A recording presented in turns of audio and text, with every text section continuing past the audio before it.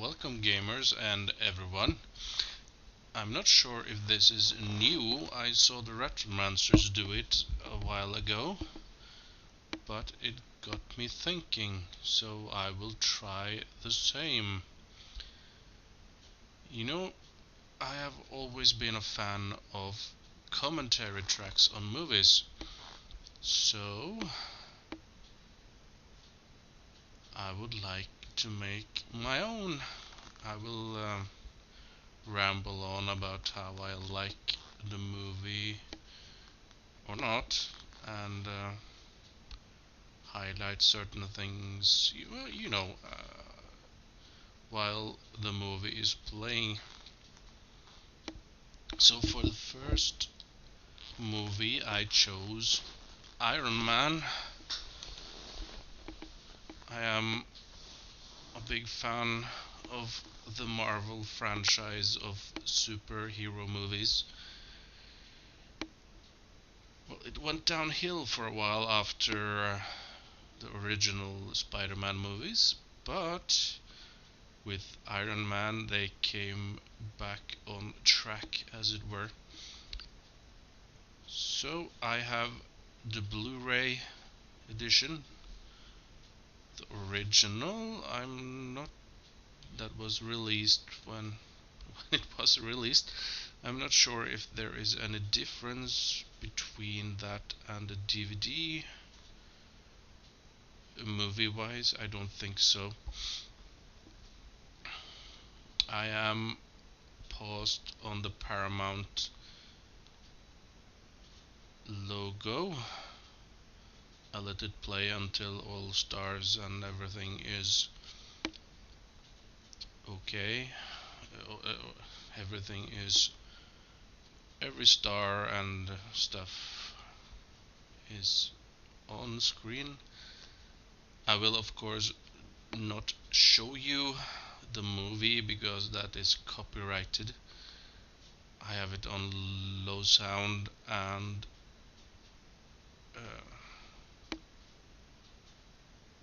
subtitles for my convenience. What you do is up to you.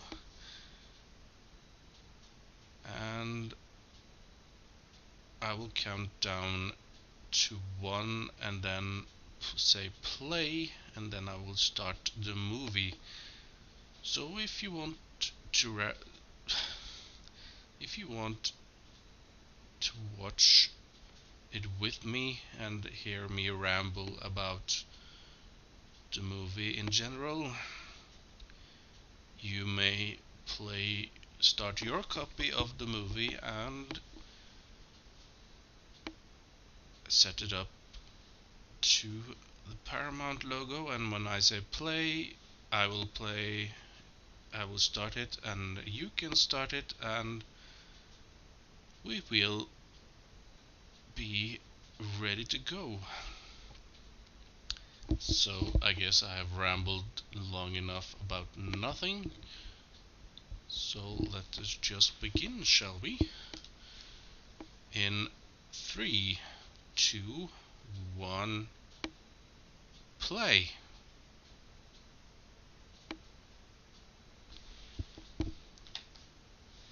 Ah, the Marvel logo. So iconic at this point.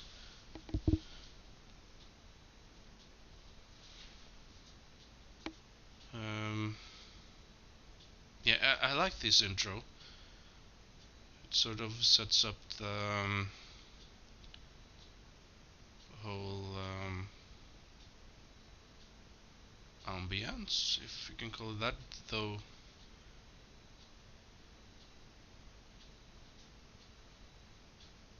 Of course, the whole movie does a flashback after this intro sequence, and but it starts with some action, and I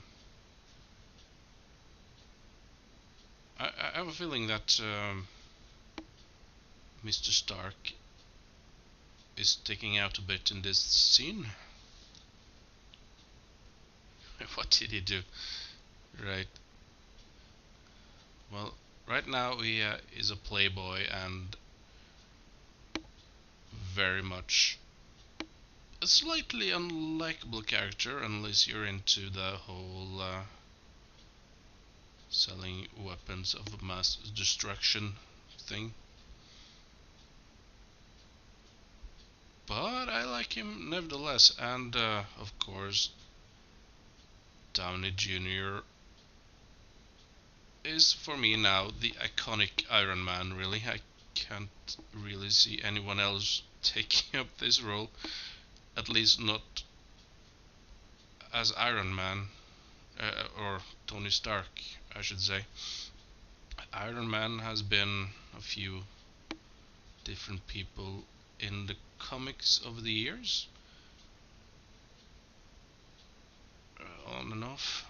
But Tony Stark is Downey Jr. at this point. He nails this role perfectly, in my opinion. Here, everything goes to shit, obviously.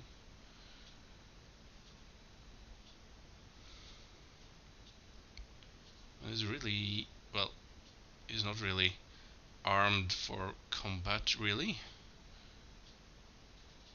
But maybe he should expect this after going to this place to in the Middle East to show off his new weapons. And ironically, he gets hurt by his own weapon in the end. Hello. Damn it. I'm not sure. He was wearing some sort of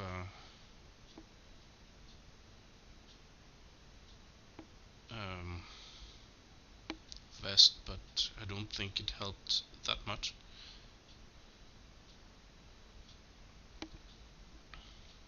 This is sort of the iconic kidnapped uh,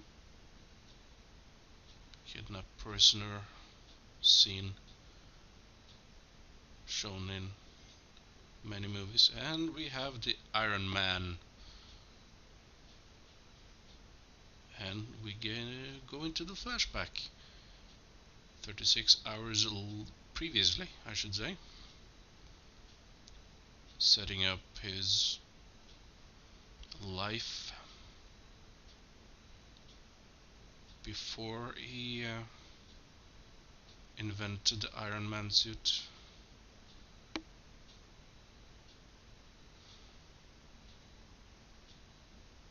I'm sorry.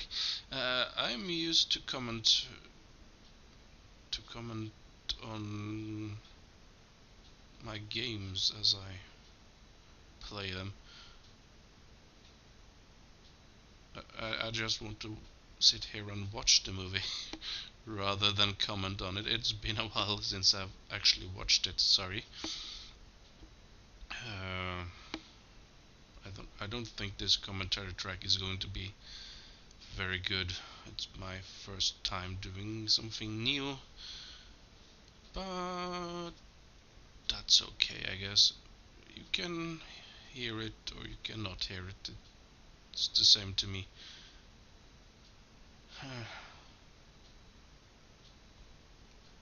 It's a bit sad here that I don't remember his name, but the actor playing this guy is sort of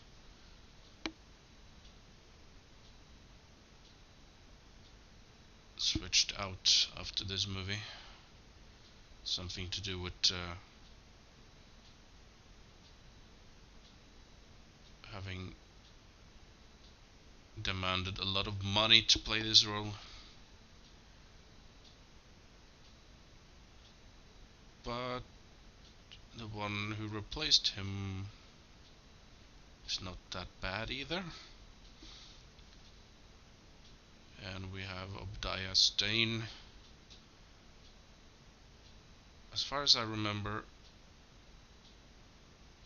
I don't think he was this role in the comics, but I haven't really read many of those. Yeah, he's always he's always working. Yeah, it depends on what you mean by working, really.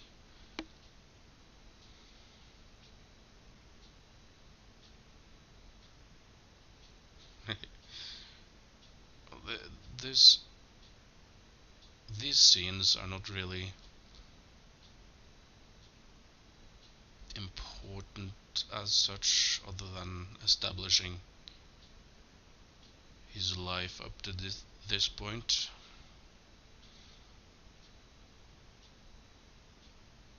But there are some funny scenes, and here we have the director in the background playing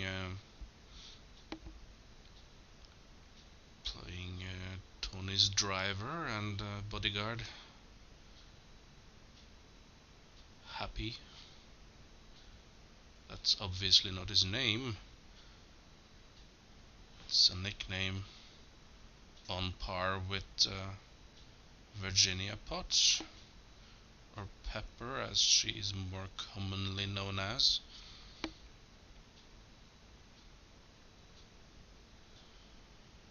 Here we set up his Bond-ish nature of getting the girl, or at least a girl, which is nice, I guess, but I'm sure he could do better. But I guess as a one night stand, it's alright. It's all set up to establish his character in any case.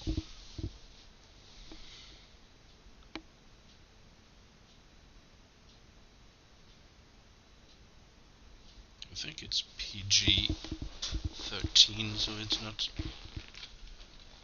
really any heavy action.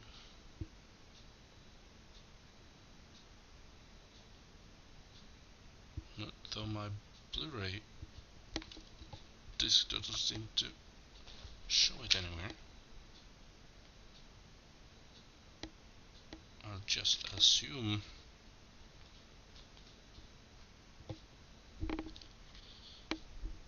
That's a nice house, by the way.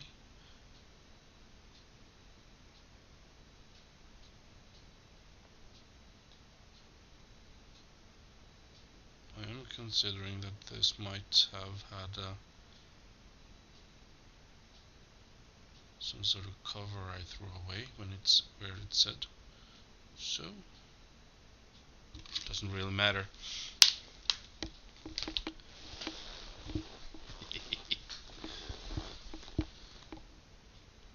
Speaking of pepper pots,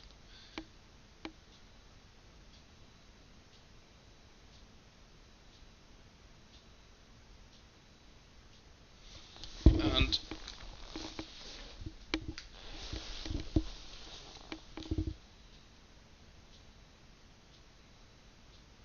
the wonderful actor in the role.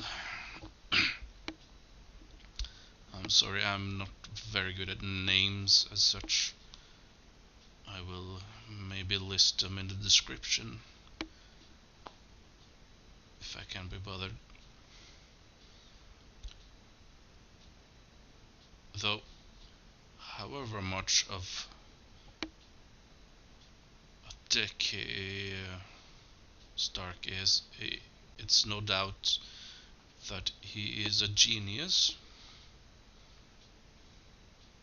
and he really knows his stuff when technology and mechanics are concerned, which will be showcased in several scenes.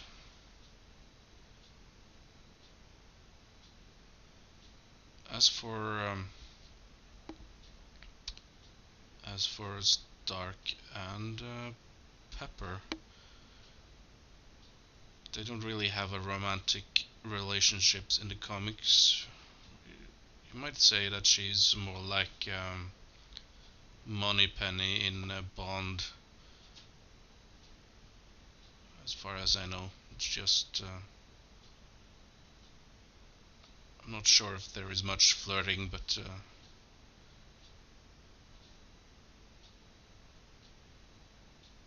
yeah, I haven't actually read many Iron Man comics, so I came into this with an open mind, really. And the movie is great, so I must say Robert Downey Jr. is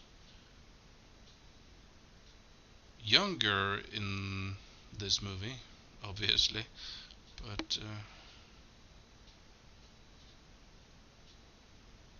he has certainly grown into the role.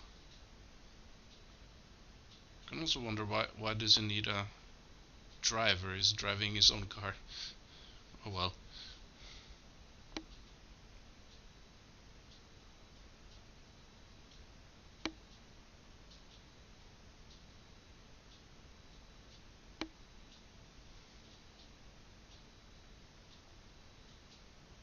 It's an odd plane.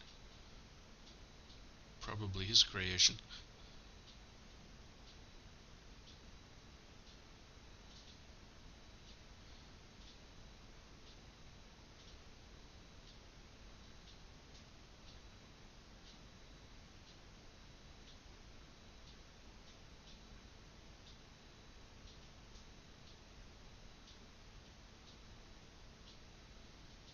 Yeah.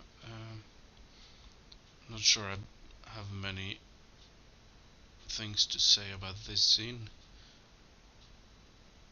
other than they are obviously friends. They can argue and shout and still be friends at the end of the day. I think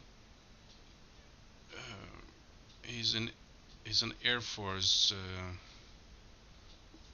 officer in the movies. I think he is military guy in the comics. I am not sure. Don't quote me on that.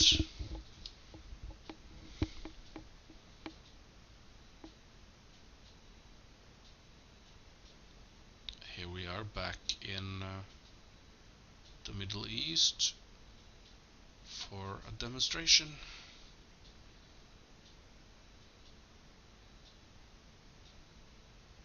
As far as I remember, those missiles use his propulsion thing or repulsor technology, which he uses on his armor later to fly away.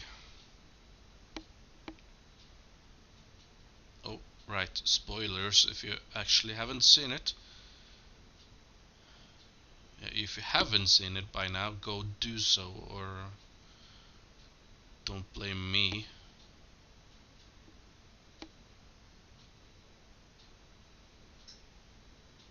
So they are not using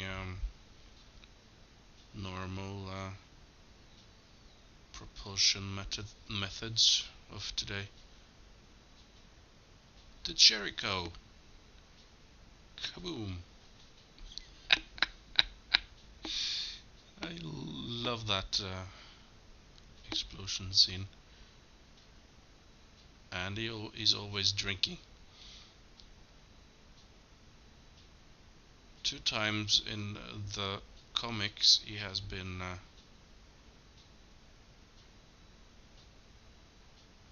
go gone under the influence of real alcoholism. I'm not sure that's an English word. Been a drunkard. And we're back.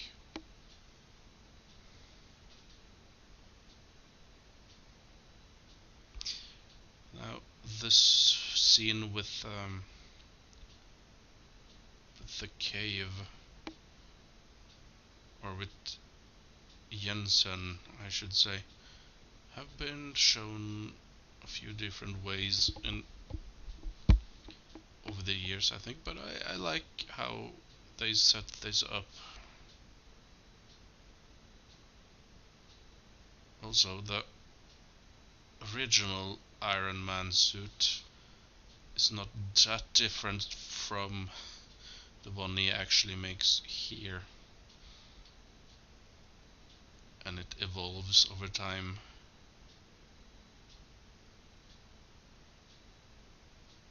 That it can create anything at all with what he has. It is impressive in and of itself.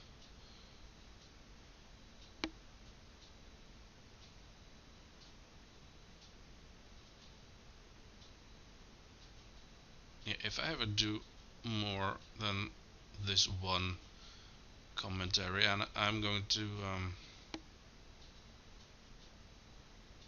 in Iron Man 3, I'm going to comment on what he does at the end and why he didn't do that before, really. But it has no meaning right now, so I will let it go. I liked I liked Iron Man 3. I liked it a lot, but there are some things I'm going to comment on.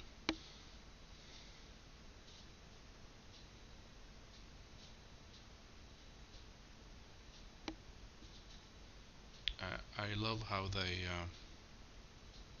bond during this time. They become friends.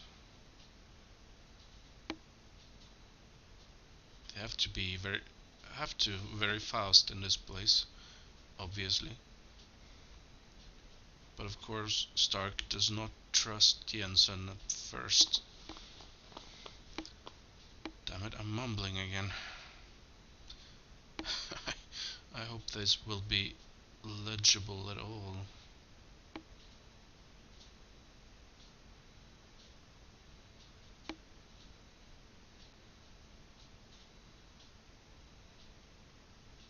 I don't remember the original.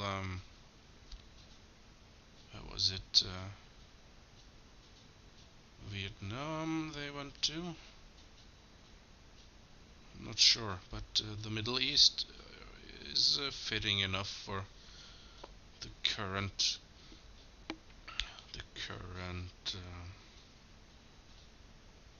world setting, I suppose.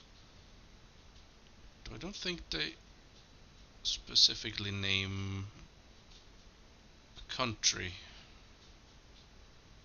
and of course they are rebels or terrorists, I suppose. Some would call them freedom fighters, I guess, but oh man, that can't be fun.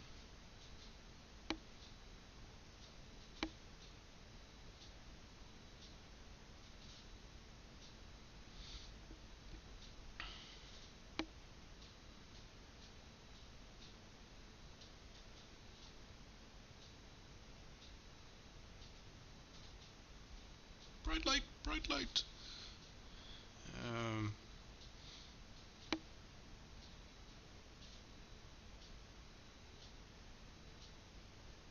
they certainly have a lot of his weapons for some reason.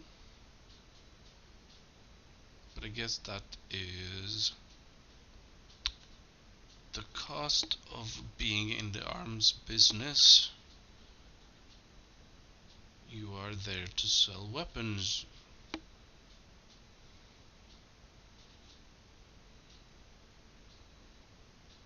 Like like he said.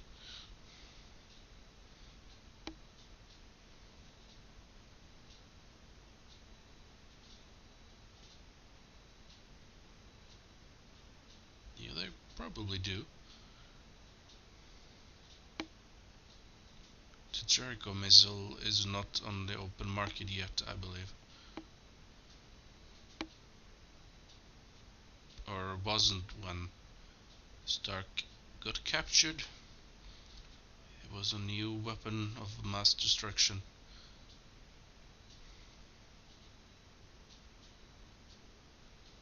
There we have the true boss of them. To the right, up the hill.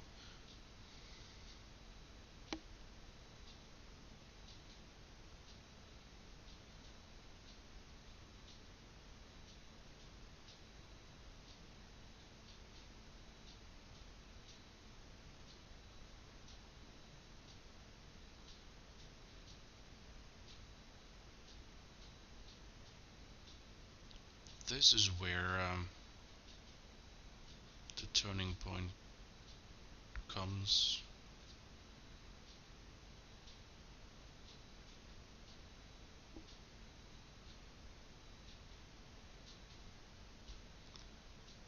Cue building montage, or shortly.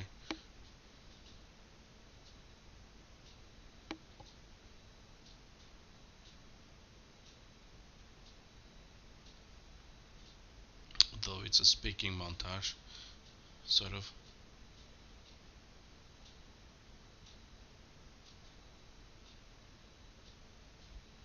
We have to establish a connection between the two in a fairly short time, movie wise.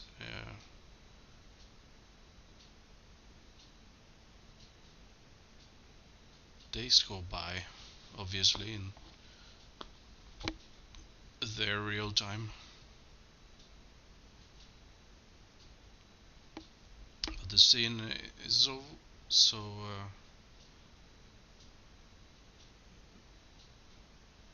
very well balanced and paced. I was and am impressed. This movie is just perfect in every detail. If there are any minor errors, I will point them out when they come up. I don't remember every detail, so we will see once they appear.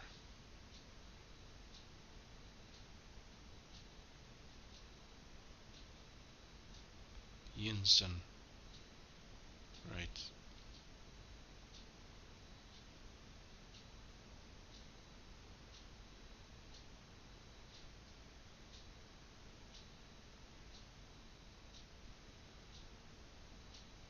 He looks so intent on doing that. Here we have the montage, at least of the arc reactor he's building.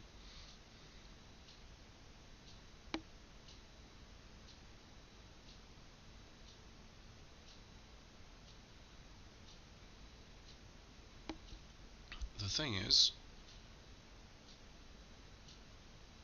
he has a big hole in his chest where he puts that thing inside.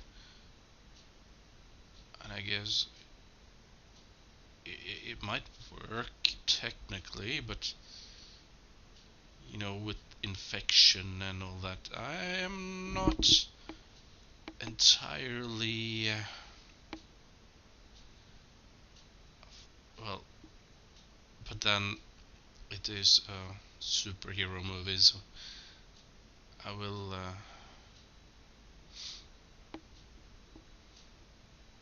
just believe it works. Now here we are.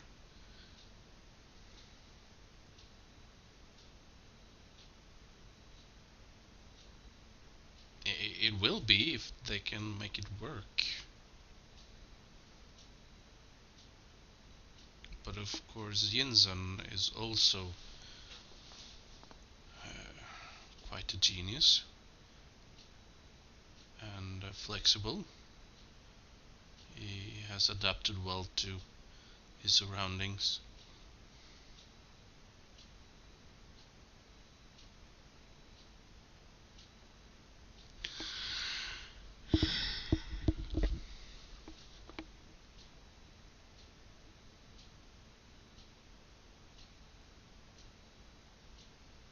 Hold on to that if you want to. Um, it's not that important, but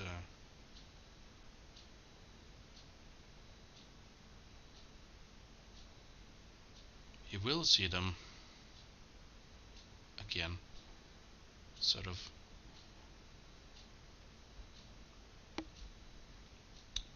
It's very good that none of those guys know what they're really doing or how to make a missile or anything else for that matter. Um, Man, he has to cannibalize a lot of his weapons to do this. That's fortunate anyway.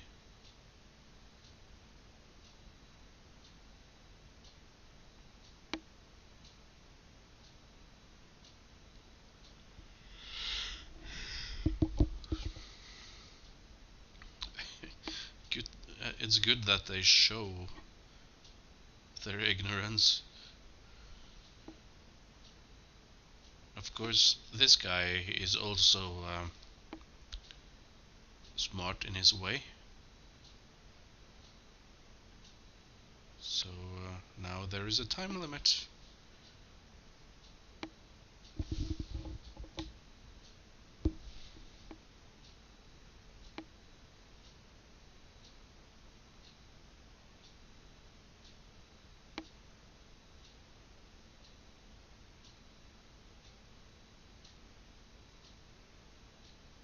He also is radiating pure evil right here. He is the real bad guy, or at least the current bad guy, if you want to be technical.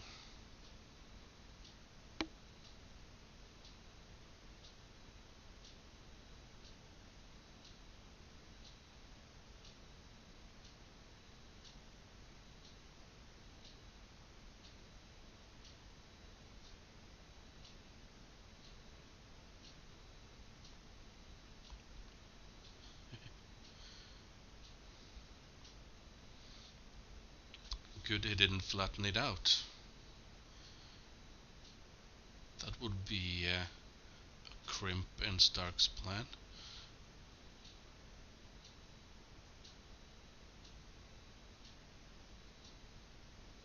I must say, perhaps the best invention is the actual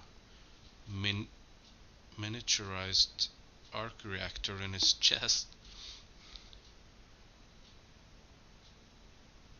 It's quite an achievement, really.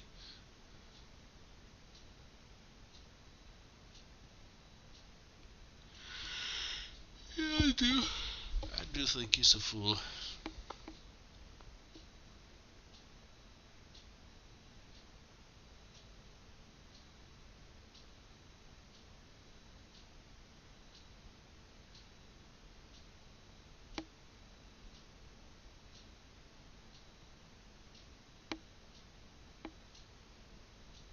This could have gone very bad very easily.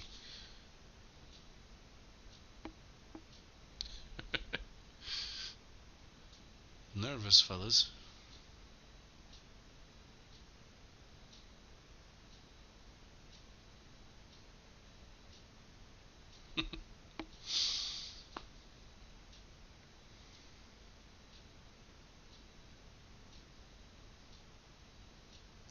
No pressure or anything. Here we go.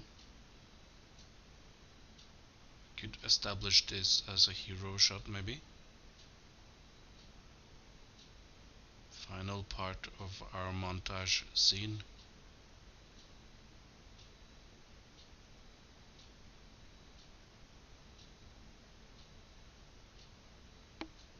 And the music fits very well.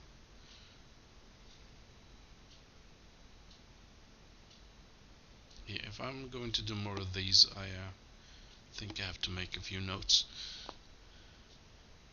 so I can fit actors and composers and stuff. This was sort of a spur of the moment thing, so this will not be my best effort still. Assembling the Mark 1 Iron Man suit.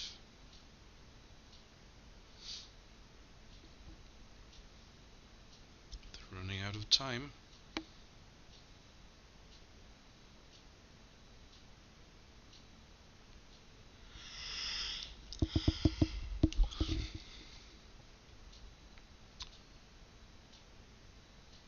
It's also very fortunate that there were not any guards in there with them when they were working.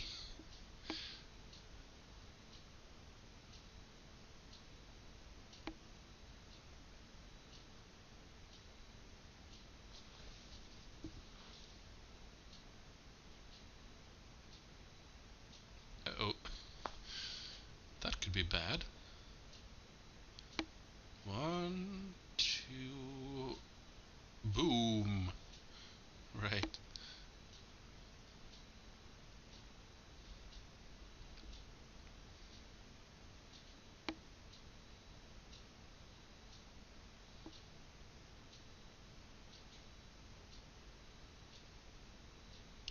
Yeah.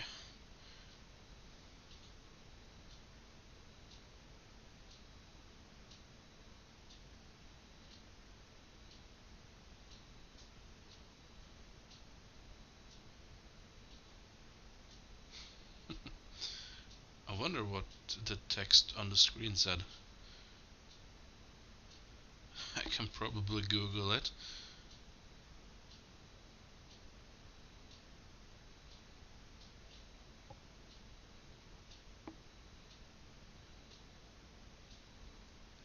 This is the plan. Here we have the Harrison Ford moment. I don't think it will go that great for Jensen anyway. I'm sorry to say. I like the guy.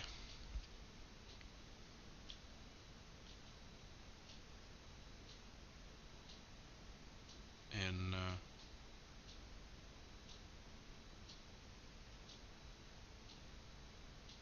in a Japanese anime collaboration with Marvel.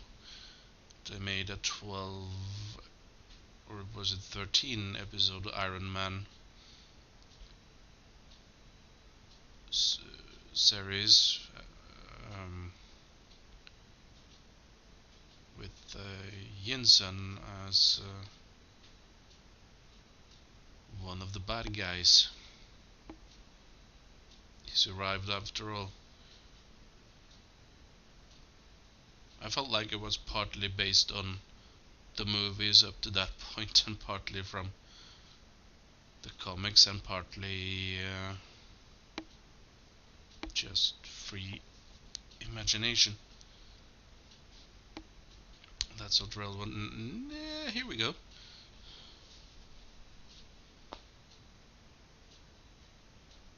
The previous scene when he opens the door, sort of a RoboCop copy scene there. I feel, but it's fine, I guess.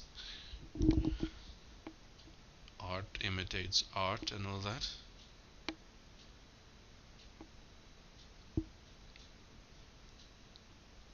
No, I wasn't paying attention for a while. This is the scene I'm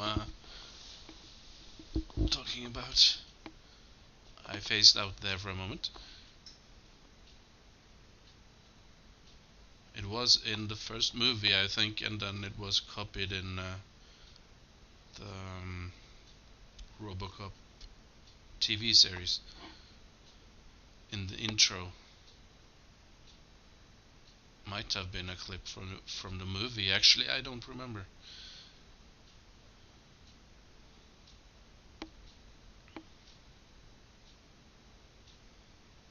Yeah, also the suit, the Iron Man suit, is badass, but he is not invincible either in this one or the next one he builds, obviously. But for a prototype, it is not bad at all. Of course, it is pure fantasy. Probably wouldn't work, but I can dream, can't I? Here we go. Because they were already dead. So we will see them in the afterlife.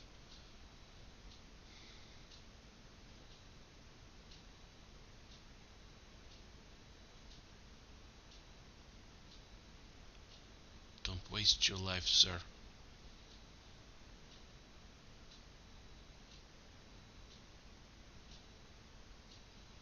I don't think he will.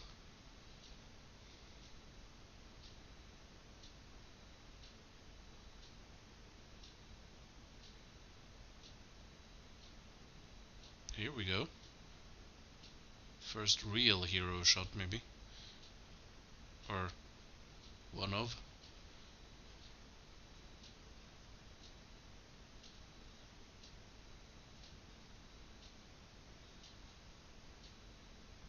My turn. I remember this scene, alright. I have said this before to people, but flamethrowers are not really a fast kill weapon. It's more to suppress and of course you will die if you're on fire, but eventually. But more to suppress people, keep them back. Youch. See?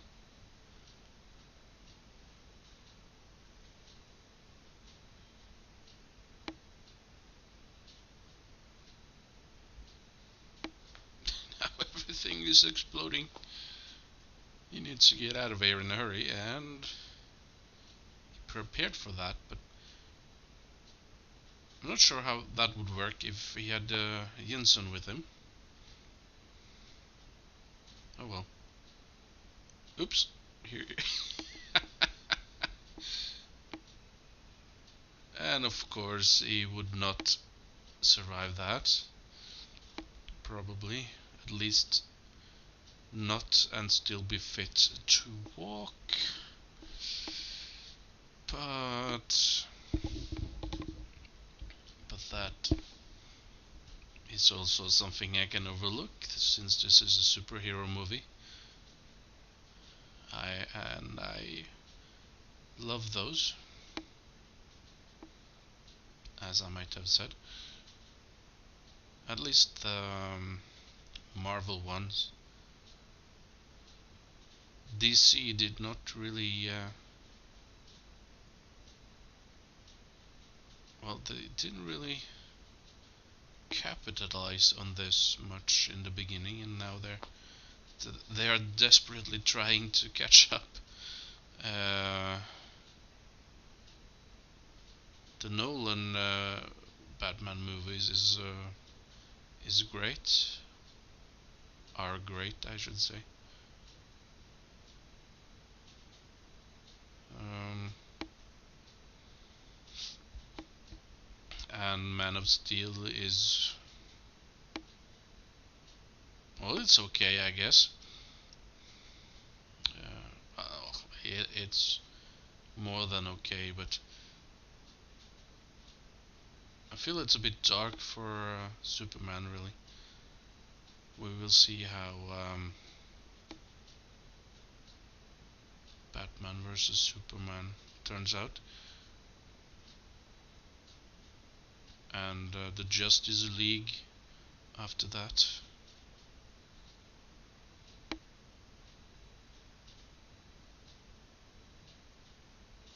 There's a slightly touching scene there coming up.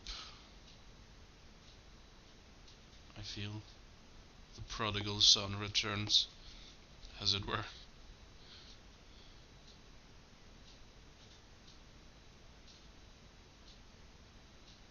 And a funny scene, obviously.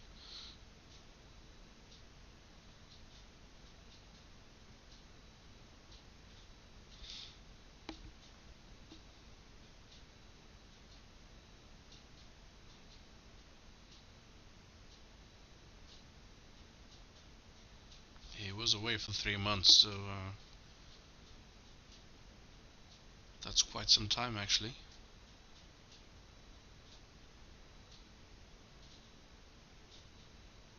1/4 of a year.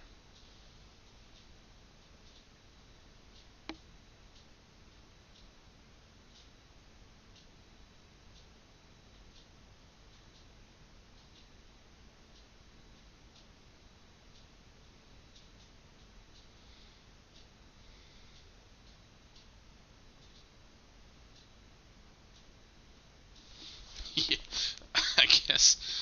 Uh, Burger King and McDonald's was a bit far away, I guess, for takeout.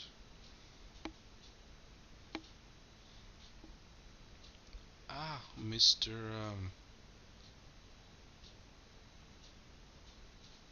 Agent Coulson. I love this guy. He's actually one of my favorite Marvel characters at the moment. He doesn't show up much in the movies, but I have watched season 1 of Agents of Shield. It was a very great season, very great series, and I'm quite anxious to watch the next one. But I will wait until it is finished. Yeah, you have to watch this here, but Tony Stark is a changed man, and I don't think the world really wants to follow him on some of his new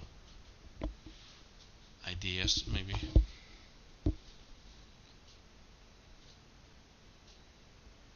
Because he makes weapons, and when he declares that it will not do that anymore, of course things will go bad in a hurry.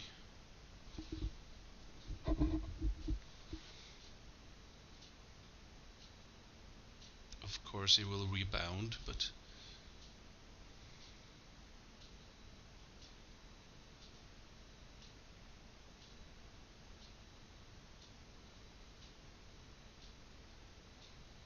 and then everyone wants to ask questions.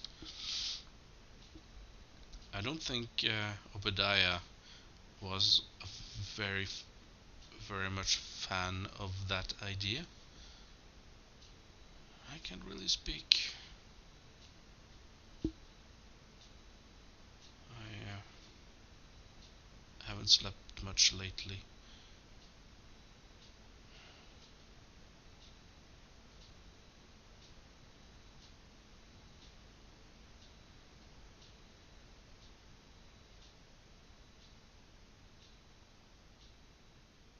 That's the first arc reactor.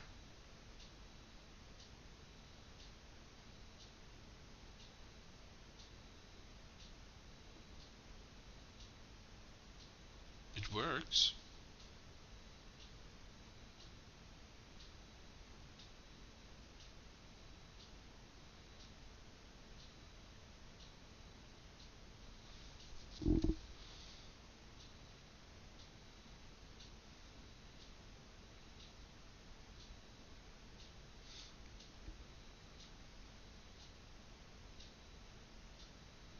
Well, it's a plan.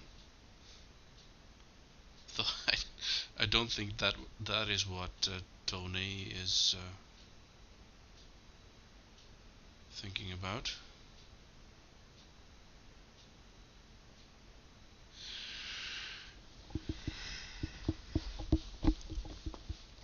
Not quite a dead end.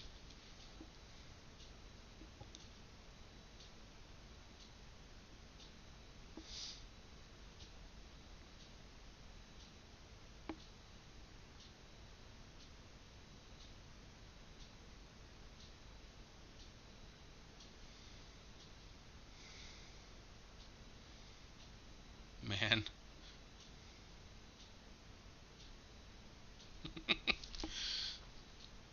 Okay, stripping show over. Fine.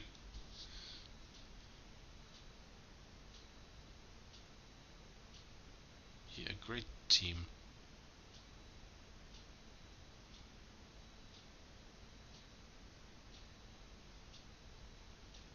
If you have noticed, Obadiah Stane's cigar is not lit. I don't think it ever is if he has it out. American movies is a no smoking event.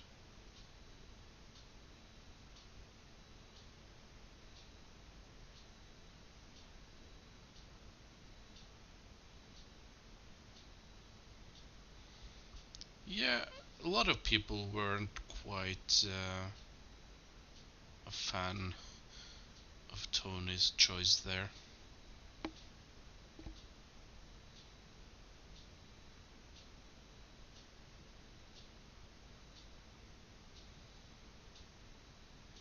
This scene coming up is a very nice scene, and of course it is a setup for the ending of the movie, but it's still also furthering the story.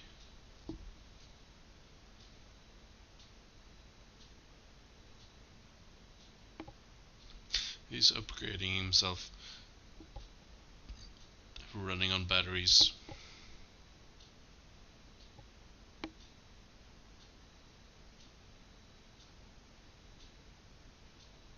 It's so small.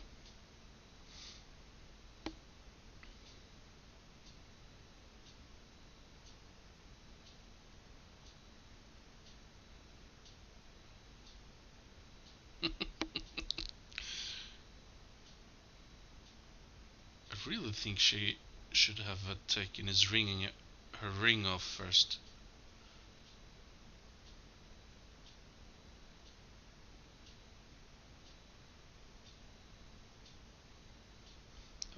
Minor nitpick there.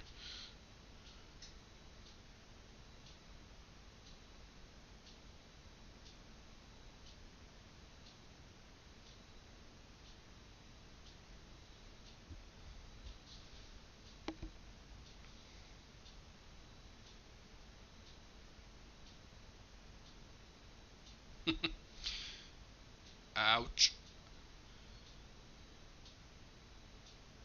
Pepper Potts just killed Tony Stark. Oh well.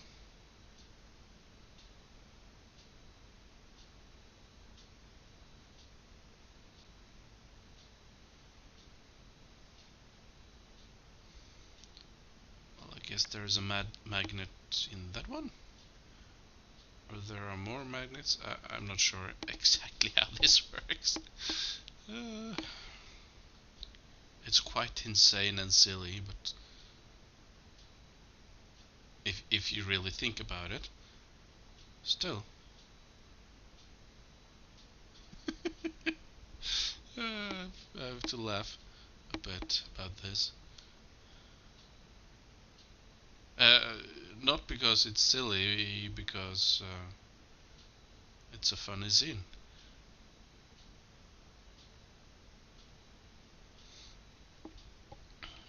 Humor,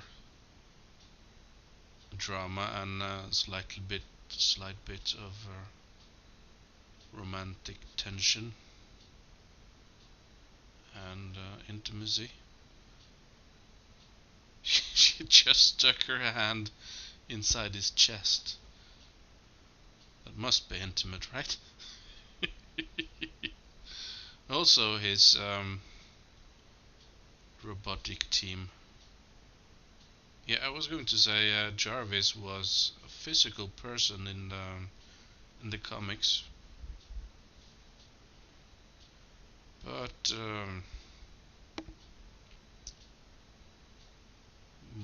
we now run into the future at a fast pace. Run. So making him an AI is fine. It works very well.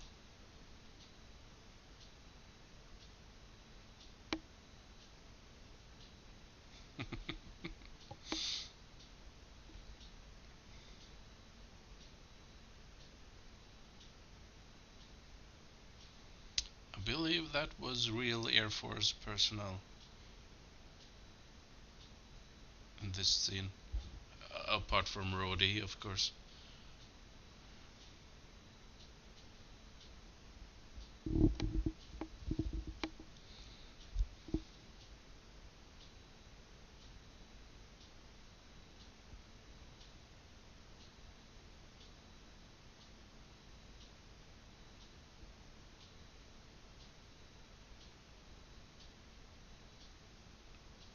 I'm reminded of a scene in Iron Man 2, but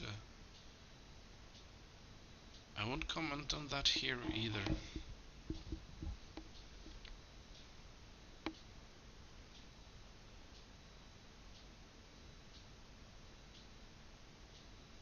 Jarvis never sleeps.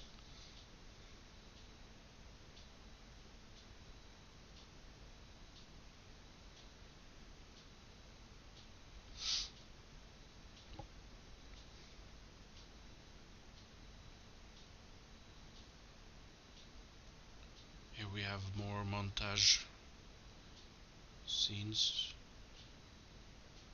Montage works, or at least it will come up shortly. Just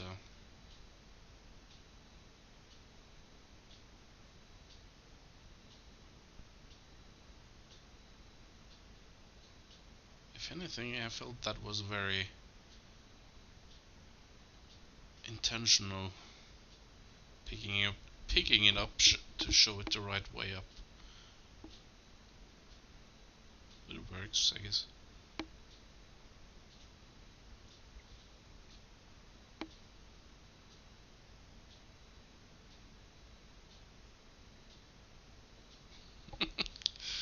Yeah, his robotic assistants are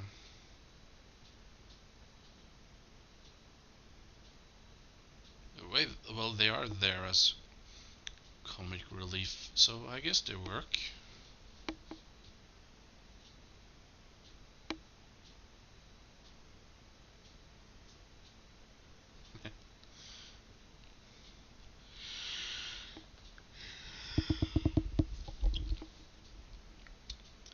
I guess this also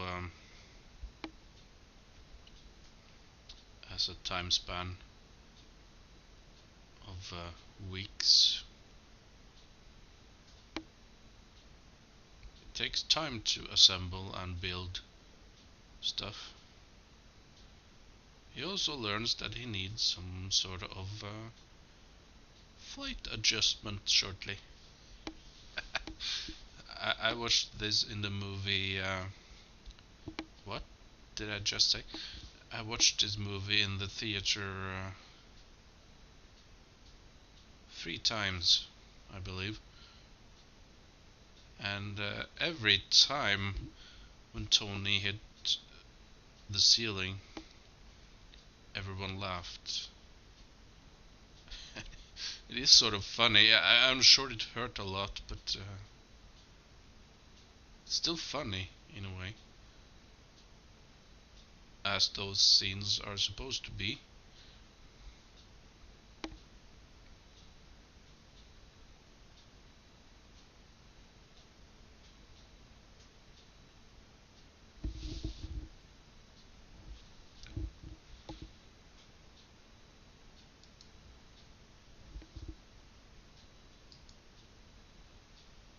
Uh, Oops, was not supposed to be a weapon.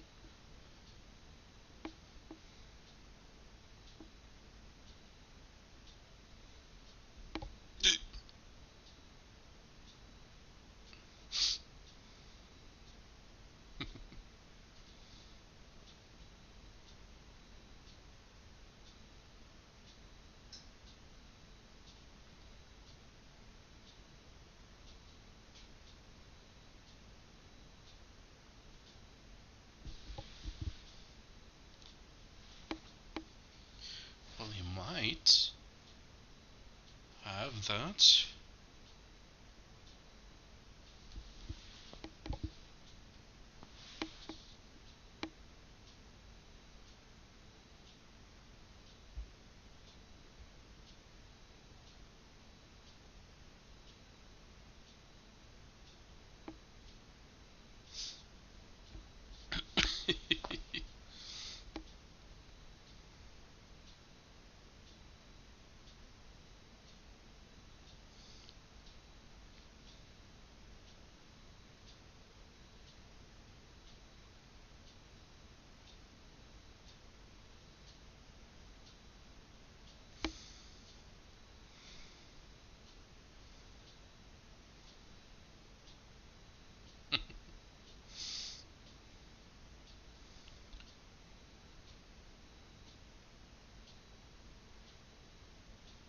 37. This could be fun.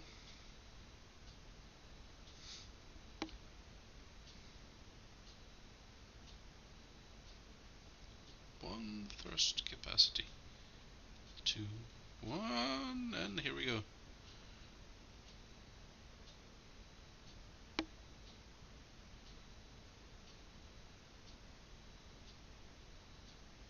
Yeah, I can fly.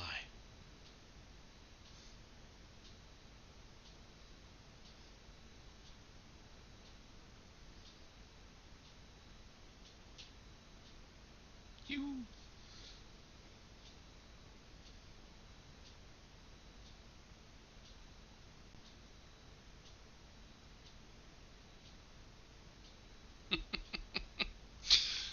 Uh, well, baby steps.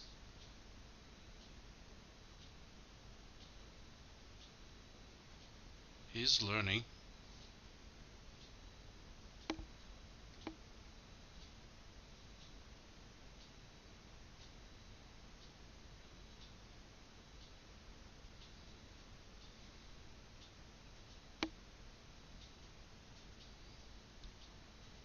And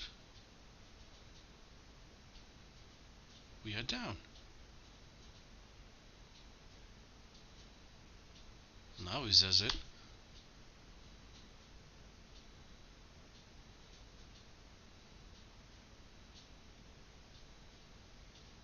Here we go.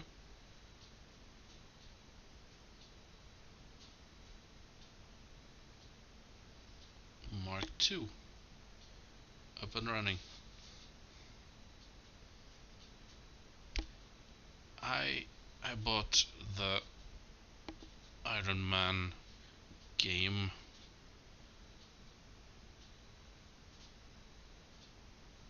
and while it wasn't the best game in the world really, I loved the flying aspect of it greatly.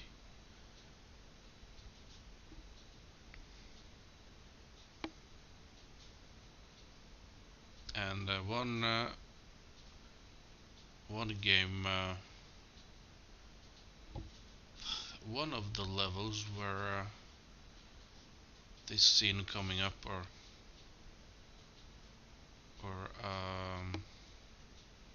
version of it. No battles or anything, just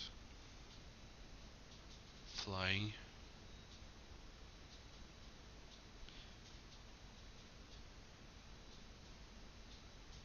And I must say, in Mirror's Edge, the game as well, the parkour elements are really more interesting than the actual battle element of it, though there is not much really. Just the feeling of freedom running across the rooftops. Anyway, back to the movie. Um, Up we go.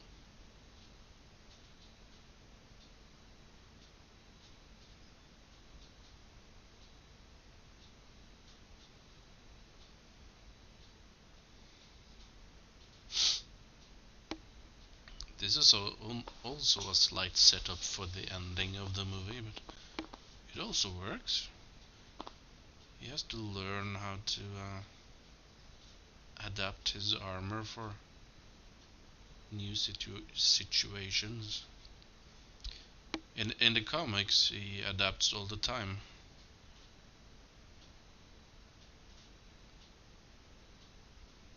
to fit the story and the plot. Though if he creates roller skates on this thing amount, that was actually something in the comics way back. Though I don't think that will be an issue really.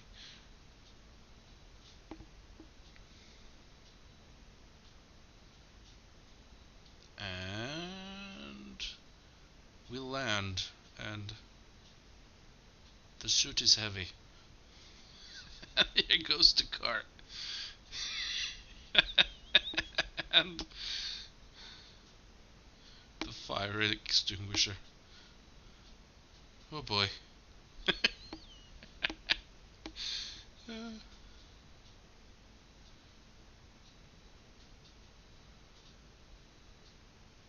That coffee must surely be cold by now.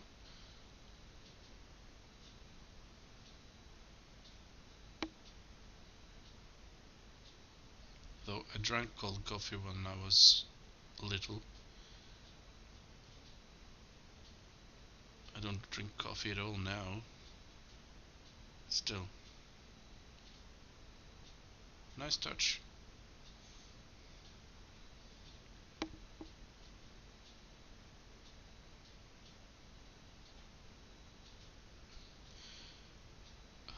Putting Humpty Dumpty back together, huh?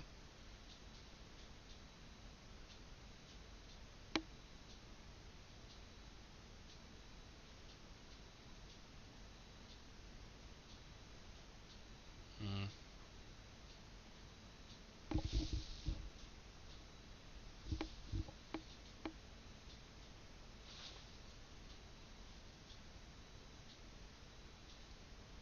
You think?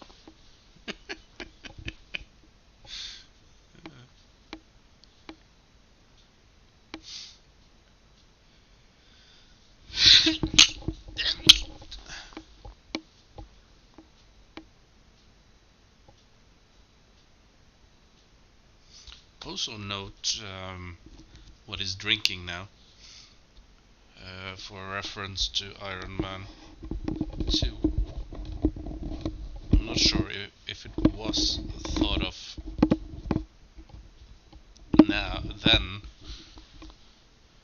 but it sort of ties into the second movie a bit. I just assumed it was a health drink and didn't really think about it.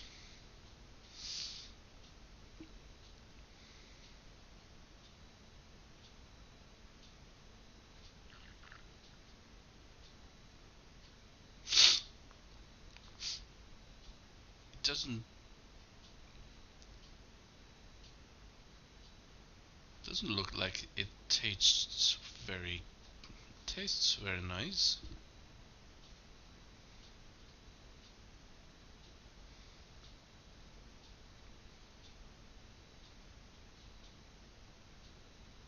That's a nice car.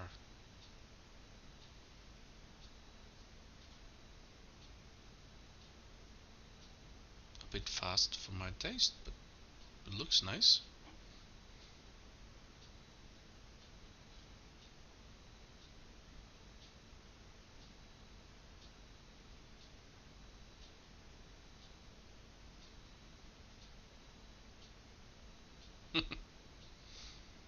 Then we have Stan Lee, one of my favorite people, creator of Spider-Man and the face of Marvel.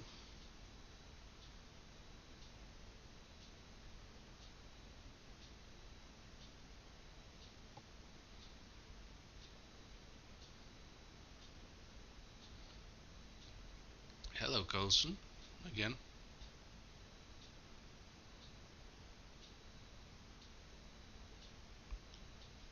I almost didn't remember him being in this, in even the first movie, but damn it, I have to remember the actor's name. I will make notes for the next commentary track, I guess.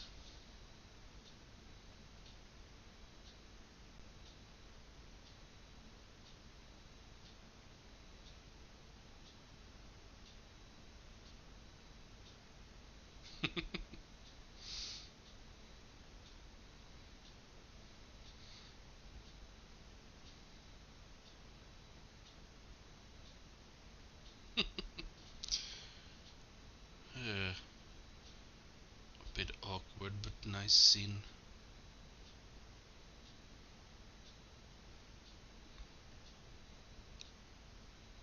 But after seeing this movie about 30 times, I guess, I always feel that this may be the part where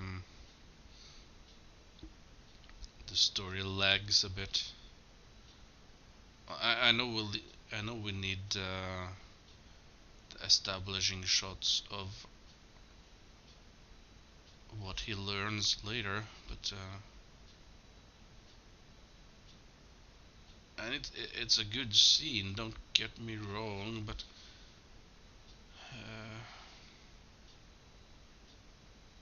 uh, might be the only scene when I feel the pacing is a bit off,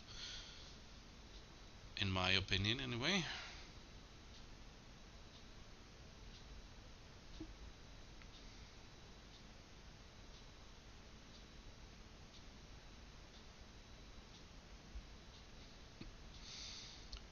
And she's rambling.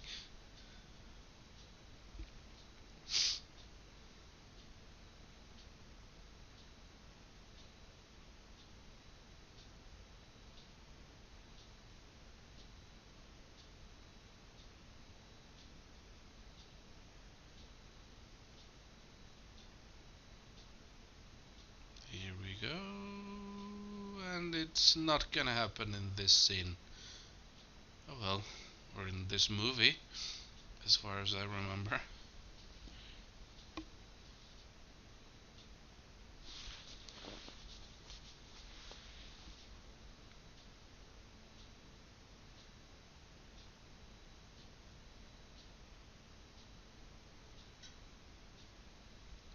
least he knows his drinks.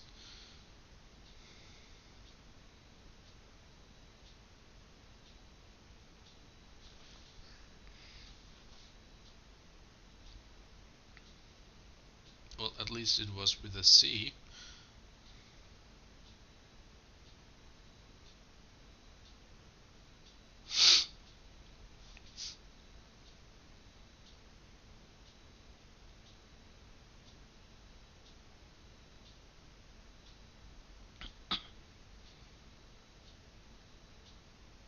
He has, actually.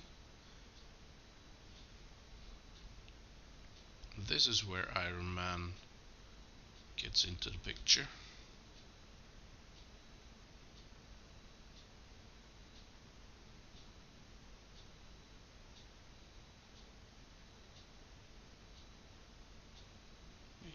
He's not the company, but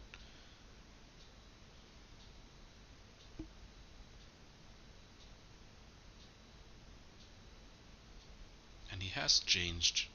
He doesn't want to create weapons anymore.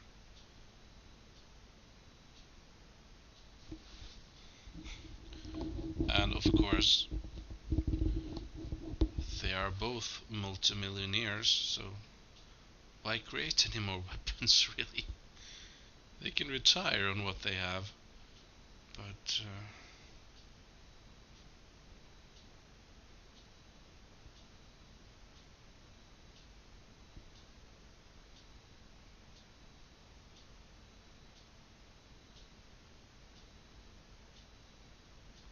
I think Tony is a bit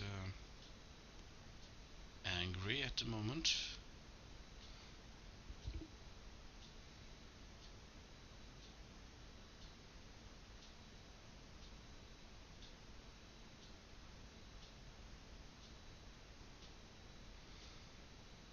Fine tuning his armor.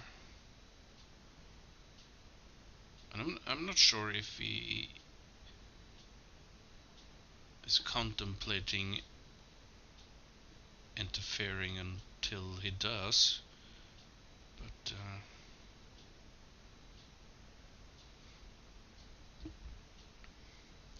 I sure think he's thinking about it.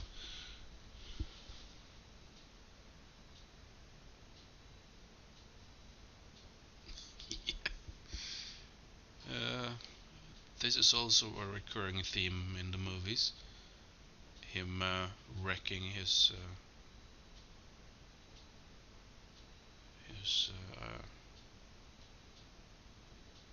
house.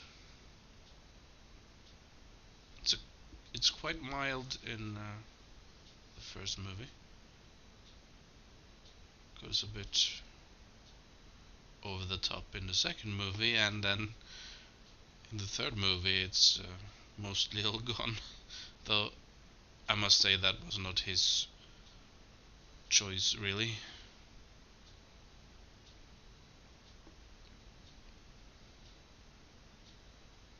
Yeah, he surely knows his stuff, and he trusts his machines.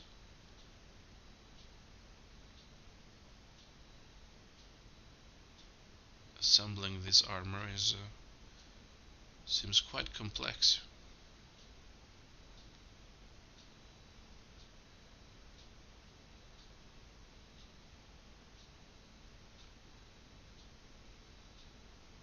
I am Iron Man. That didn't come out quite right.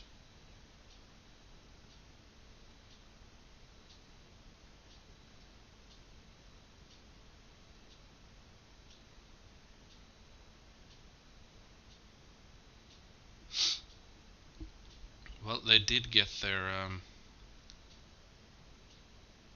Jericho rockets.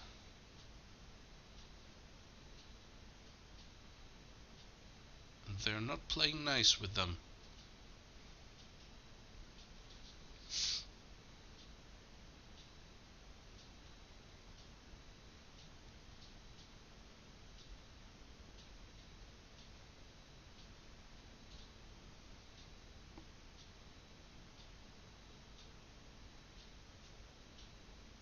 This scene I feel is very strong. Maybe Not so much now as when I watched it the first time, but first times. I think that's because I've seen it so many times, but ow. He's not a nice man.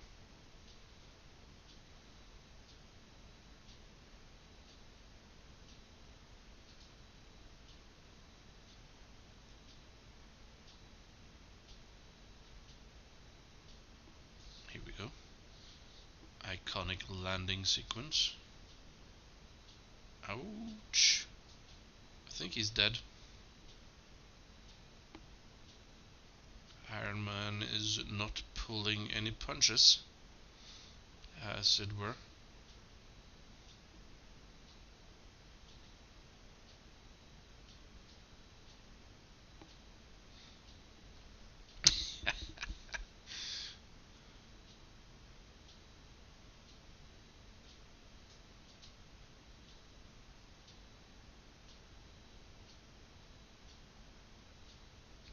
And wait for it. This scene. Iconic. Punches through the wall and drags him out after it. All yours. I don't think he will live. Though we never see his demise. Ouch.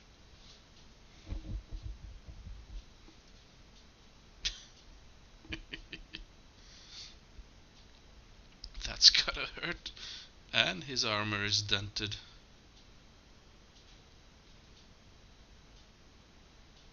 Which goes to show is... There we go. He is not immortal. He can be harmed or killed if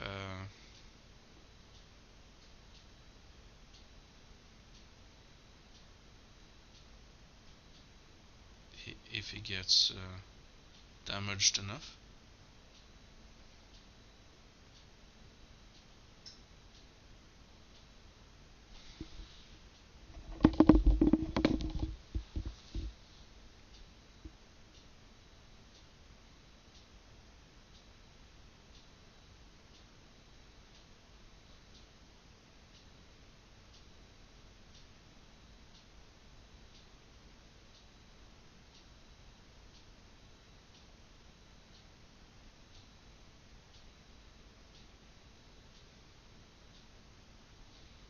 Going back. The game had more missions like that. Of course, it had to be expanded.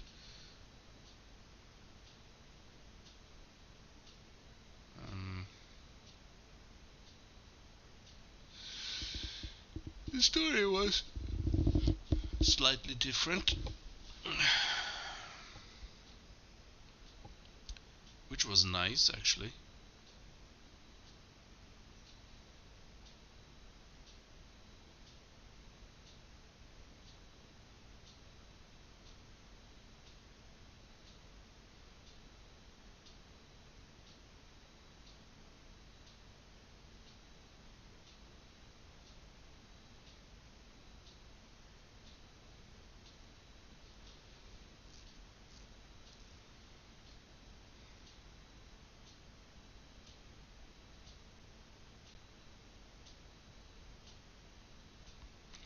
Also in the game, I had a choice of disabling or destroying those two aircrafts.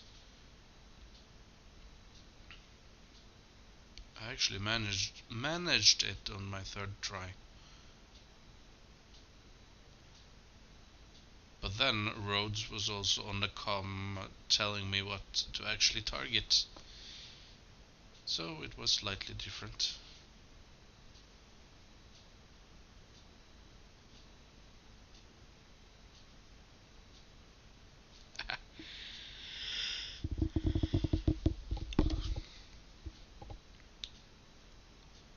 He's the Swiss Army man.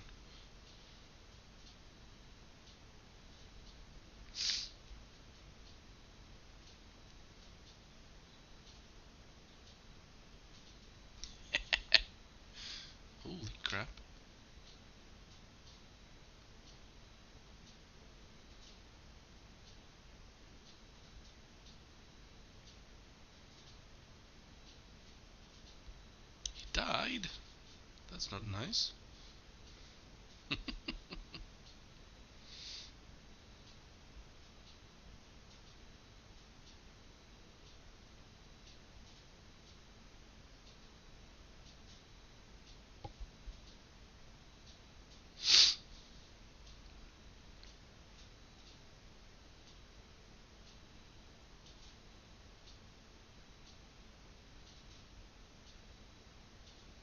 Hello. There he is.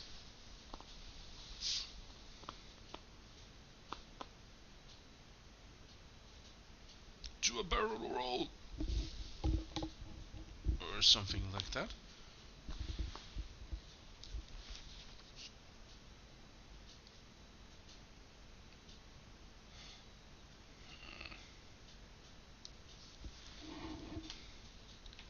I forgot how long this movie was.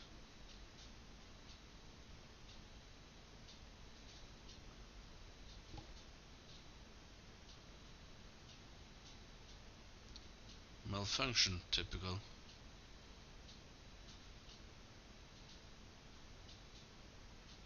That would be a hard landing.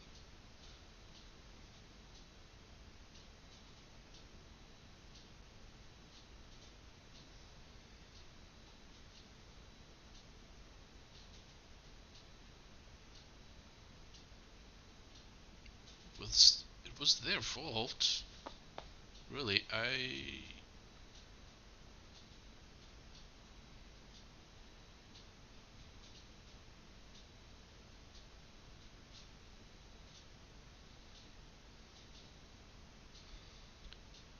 and he helped, and they're still shooting at him.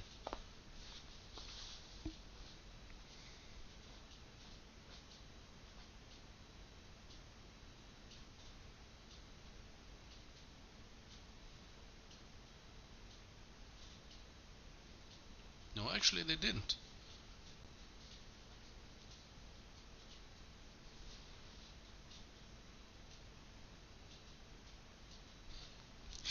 Yeah, well, it is that usual BS.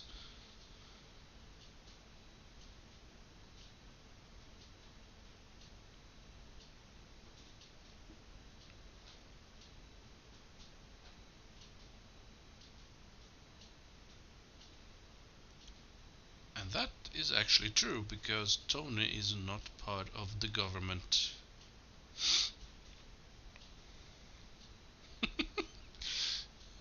Oh, here we go. Hello, Miss Potts.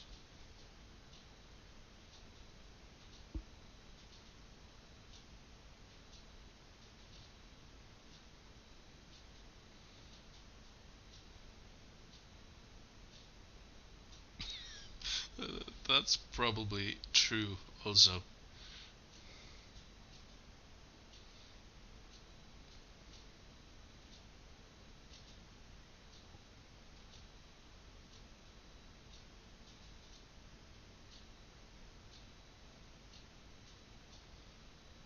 Also have a feeling that this scene could... No, it couldn't actually, now that I think about it. Because he had to see the suit in action first.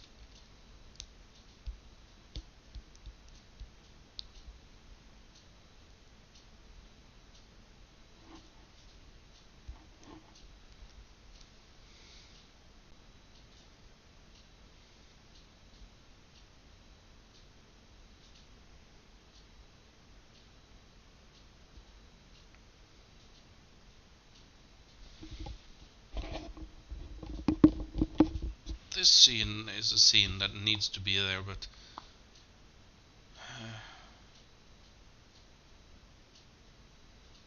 perhaps because it's a bit slow, but it's an establishing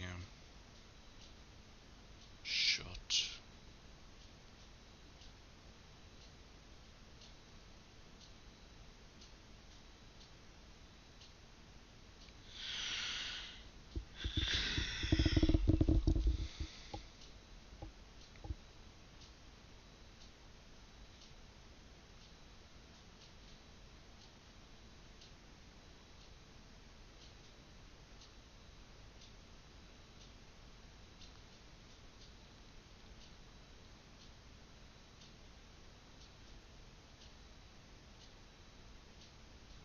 Sorry, I'm still here. I'm just watching the scene. It's not as bad as I.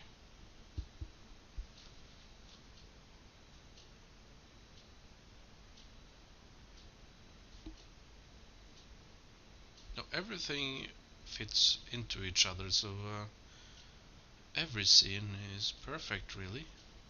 Like I said before, everything establishes something new and is used later,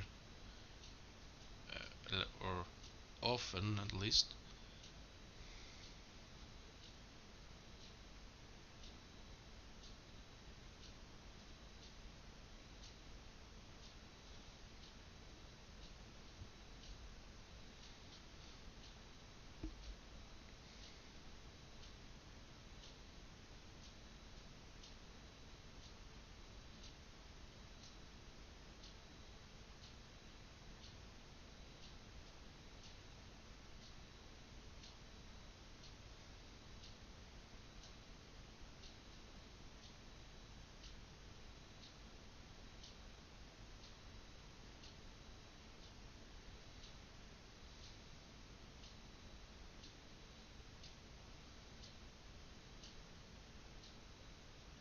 Those are the missions I'm talking about in the game, or at least as far as I got. I never actually finished the game.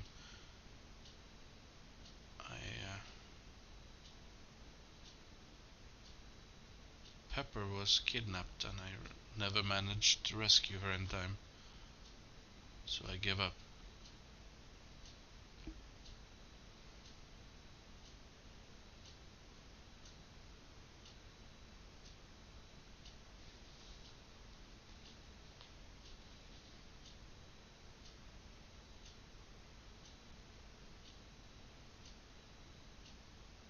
That's true.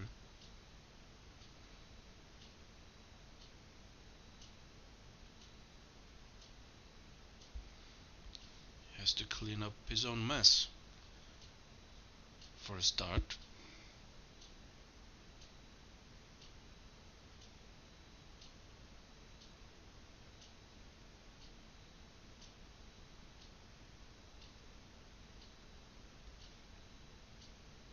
I like Pepper. She's down to earth. She's not like the supermodel, pretty, thin, doll-like. She is a normal person, and I'm very glad of that, really.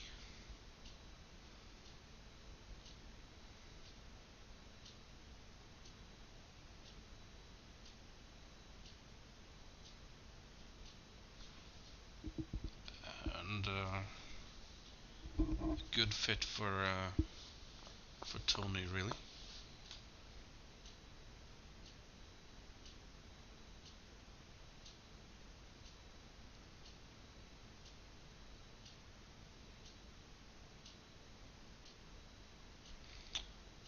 Of course, this is the first movie in an escalating sequence of them where things become slightly more comic booky each time, culminating in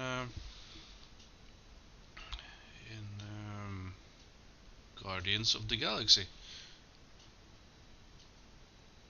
which is a great movie and more of a style with Star Wars maybe, but if you if you escalate slowly enough, people will accept more and more things. Of course, I did from the beginning, but it's not for everyone, I guess.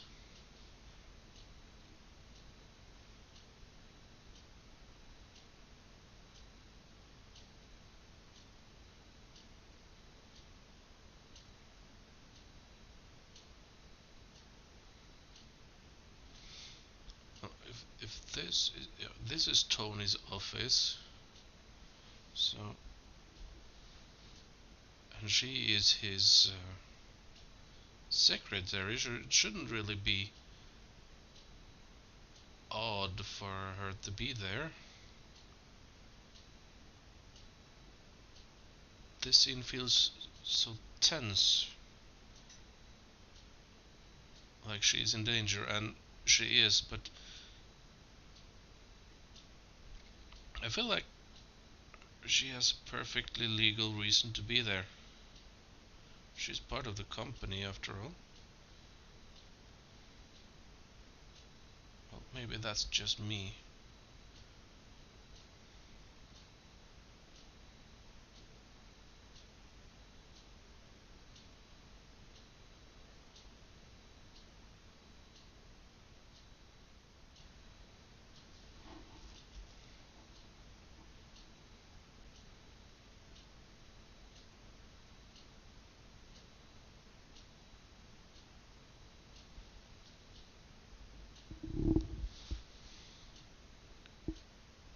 A bunch of fake smiles and chit chat, which doesn't mean anything.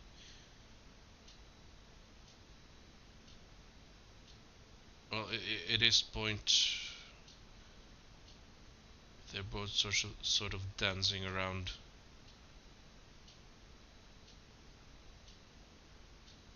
because Obadiah is obviously the bad guy, but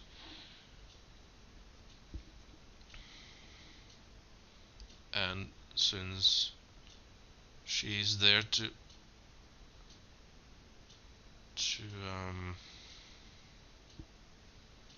do something slightly illegal, maybe. Of course, she's nervous.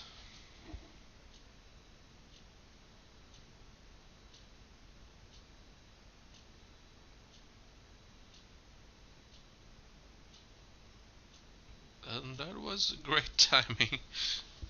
That saved her, definitely.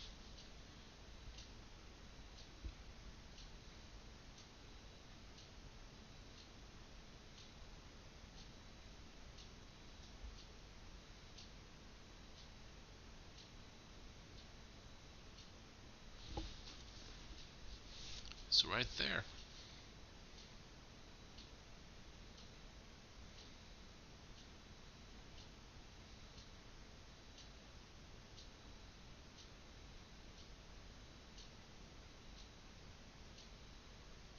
Well, not scrapped exactly, but yeah, I get what he means. Uh, which, this is much better. Having it under the shirt or not on top of it. The previous scene, ouch. The previous scene was a bit odd. Why would it, why did he need to make a hole in his t-shirt?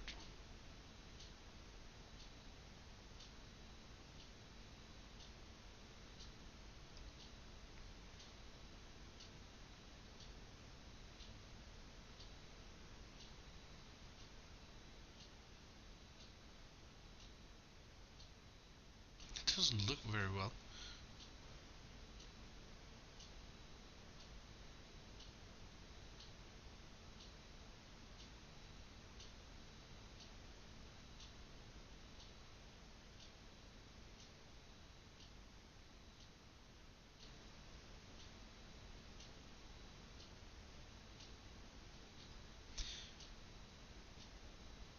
It looks fancy, but didn't really it didn't really need to have a device to remove it.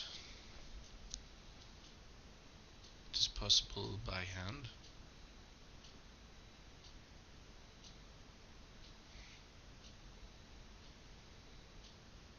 Looks fancier though.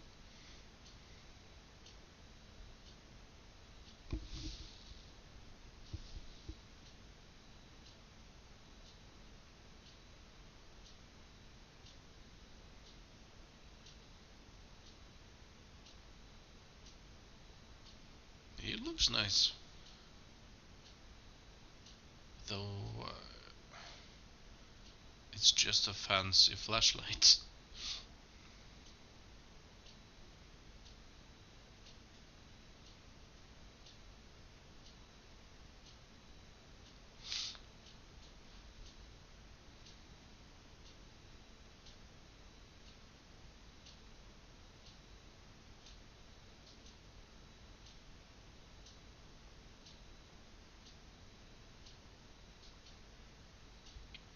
So Obadiah Stane is a bad guy.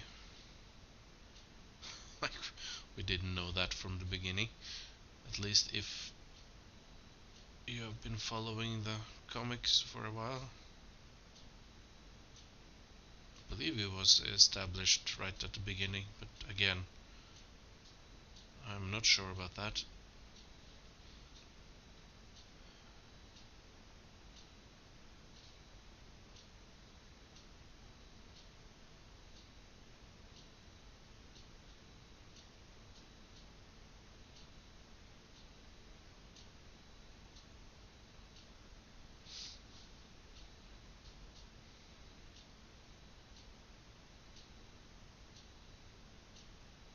U-turning? He looks almost dead. That's acting and good makeup, I guess.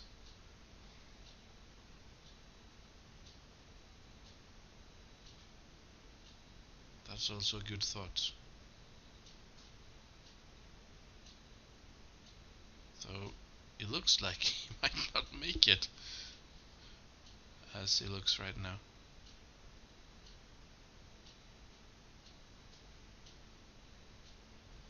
He is dying.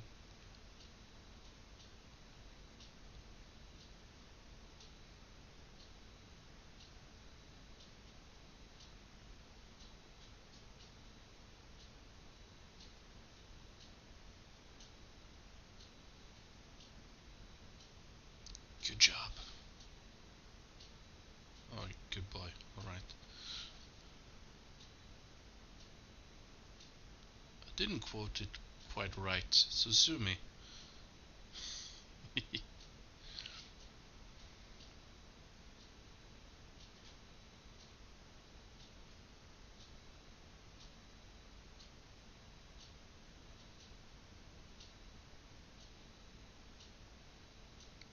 Everything fits quite nice and snug.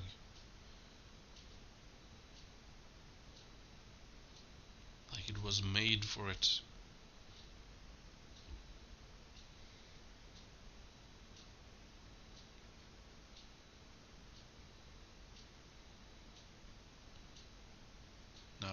Now that we're in the last act,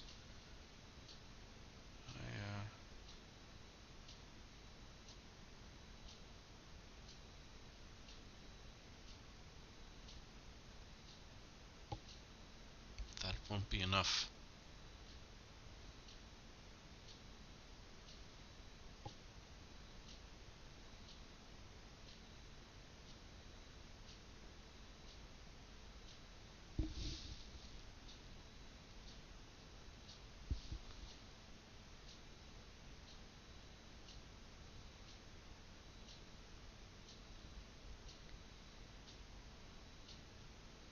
This is a very good set actually, though I guess it's partly CGI as well.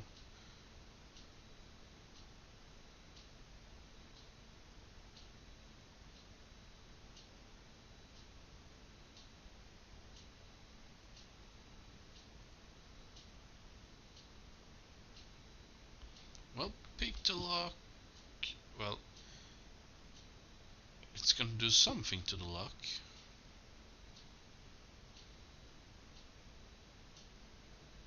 I must say, if they didn't do that, he might not have attacked them, but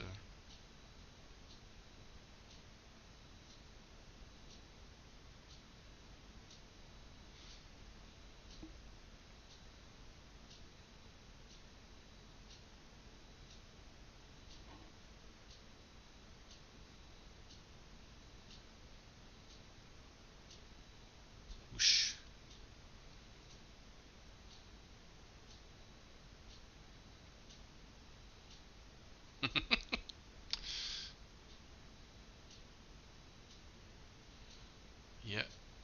doesn't have a power right now anyway.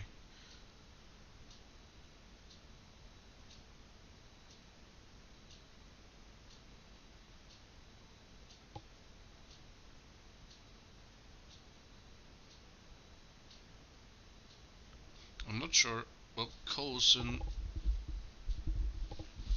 not sure if he was thought of to continue. Well, they didn't really know if the movie would succeed either, I suppose. So it was a mute issue until they knew.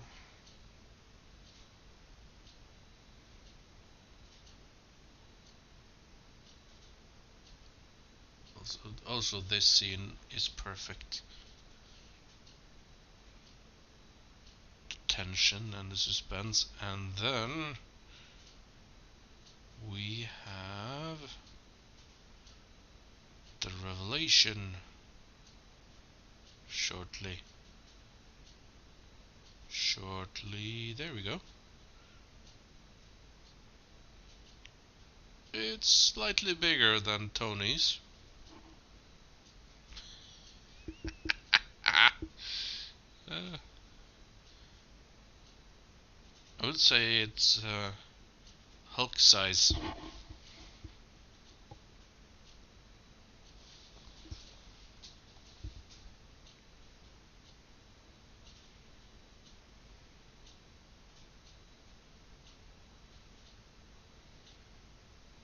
No, he just created the first one for keeping himself alive without carrying that battery around. And of course for the Mark 1, which was never supposed to last very long anyway. Which is why he upgraded, obviously.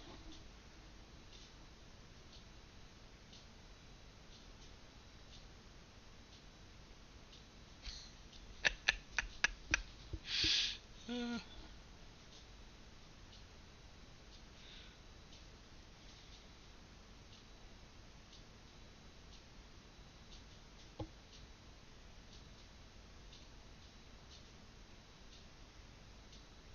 Man,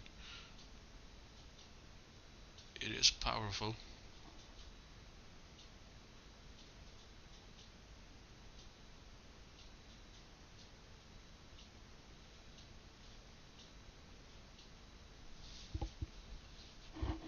Though he is too.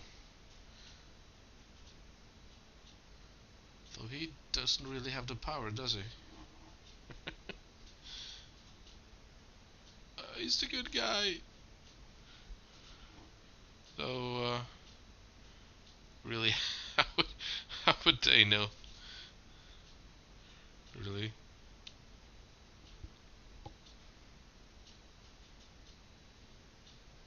Yeah, that suit is not quite as conservative.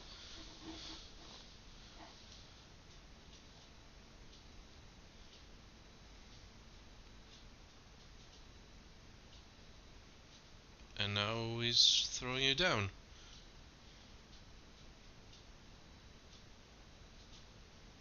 You didn't do it alone. Tony's father had something to do with it.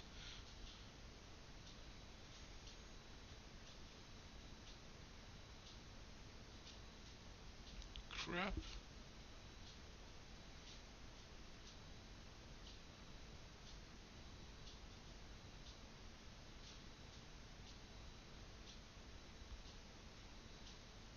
Up we go.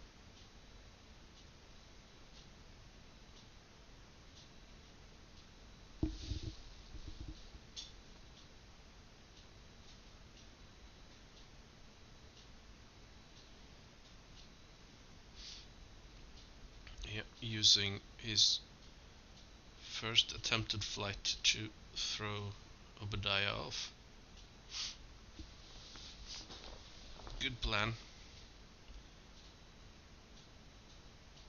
Could have worked too.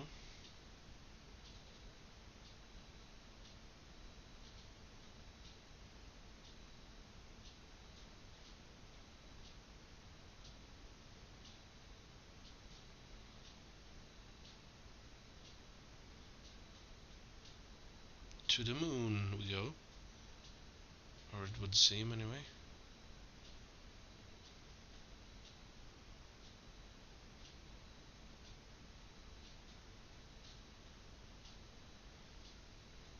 Maybe he's not telling, we don't know exactly how much power is left.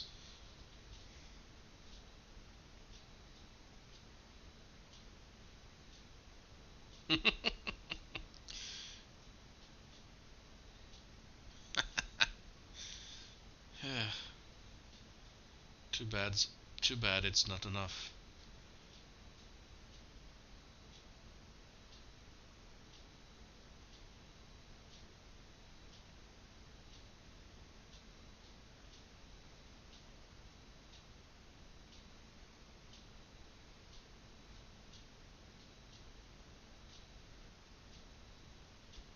Being that high up, the only certain thing is you always come down.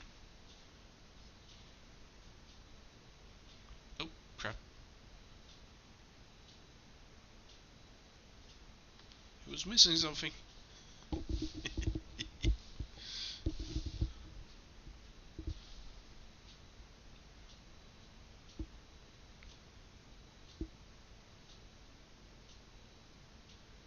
Flares.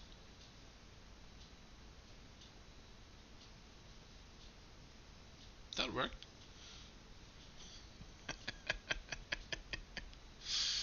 Uh,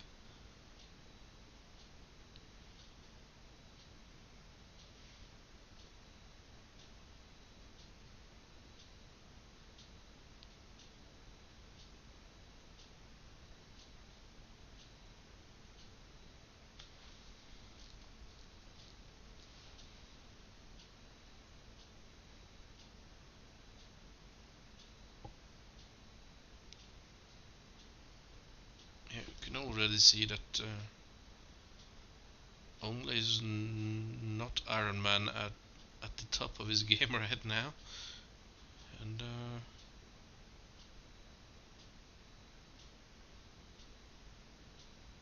so he's not the perfect superhero. It's just how it goes. But still, justice will prevail, or so we can hope.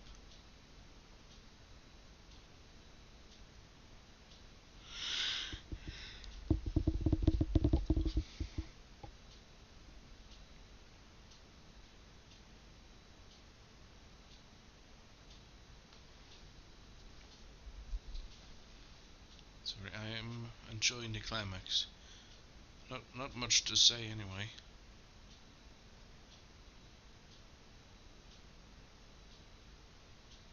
It's a perfect superhero ending.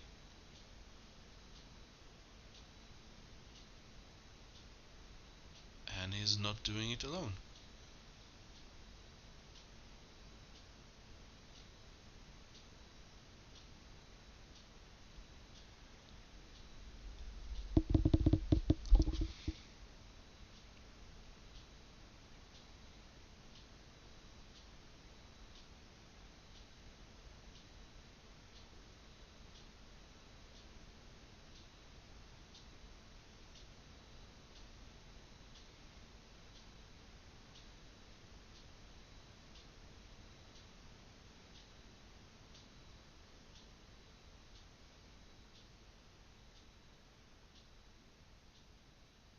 No, he won't.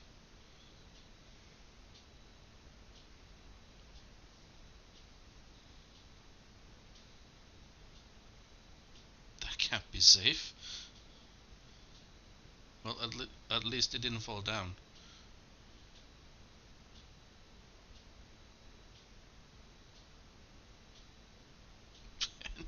We have a power outage. He did fall down, however.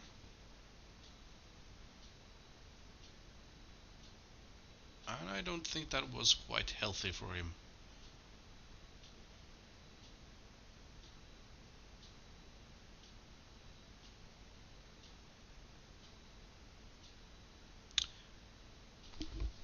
something else that is interesting is that this movie is not really about the world in peril or anything. It's just a contained story. I don't think we really go get to that before Avengers, really. As in a total cataclysmic event. Who is Iron Man?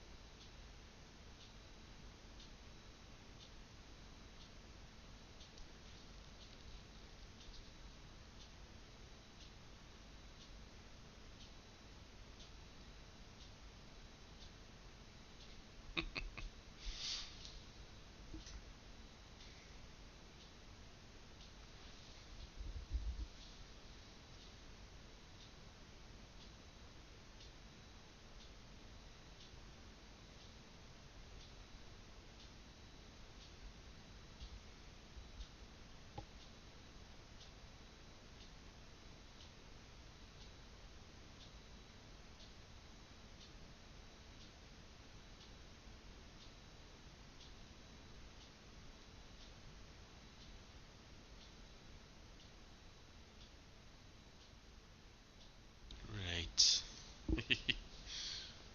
Something they really want to spell out shield in the short form.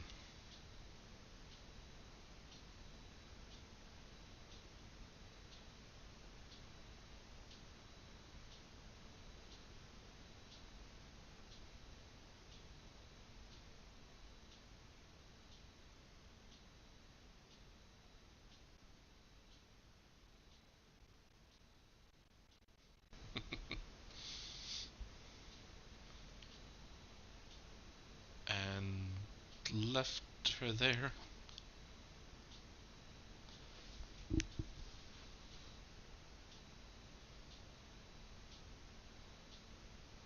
Point in his favor is that he sort of discovered something he needed to take care of, but still, he could have said goodbye.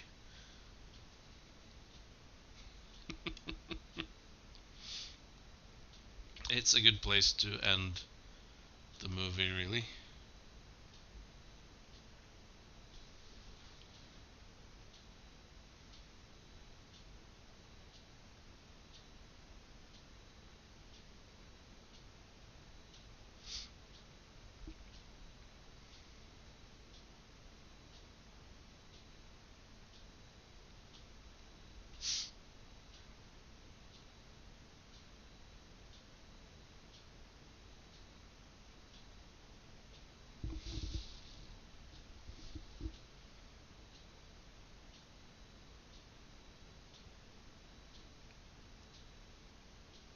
Maybe so.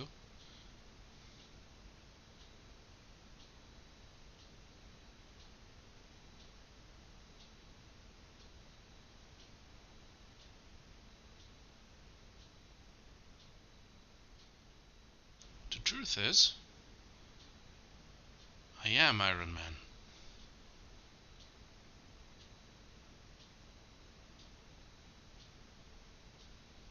And she kept saying, it's a nice conclusion.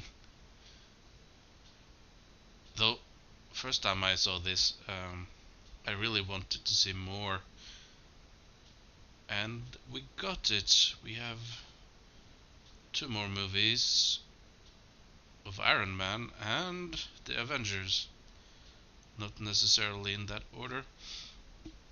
We will have another Avengers movie this year.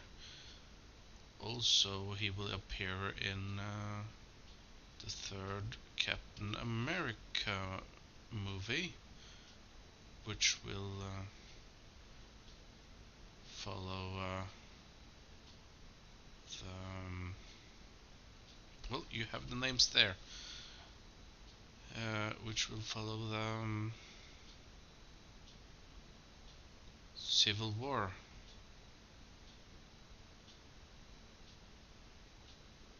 from the comics. And we really need Iron Man there because he Captain America and Iron Man was really on opposite sides of that one. You can't really have anyone else. Also, it would be really nice if Spider-Man was in it, but because when I read the Civil War arc, it was in Spider-Man, which was the only magazine here in Norway that I, it was actually printed at the time. Now we don't even have a Spider-Man, so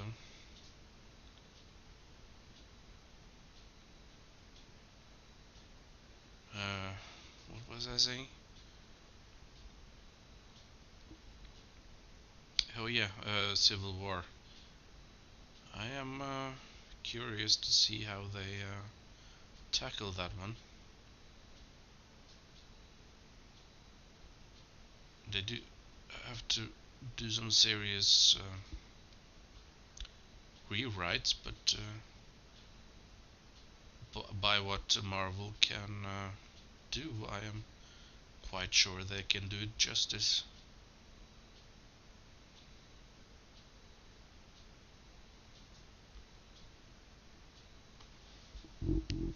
I will talk through the credits, or at least until final scene, which is a Marvel staple by now, of adding a scene at the end. Uh, if you haven't, uh, if you have heard me so far, you can stop now. There's not much more to say, other than I still love this movie. It is what reinvented the superhero genre, really, for me anyway. For most people, the disappointment of movies such as Daredevil,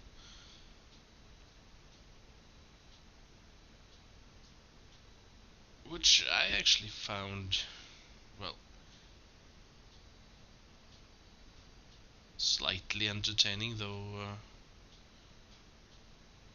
there were a lot of changes I didn't really care for.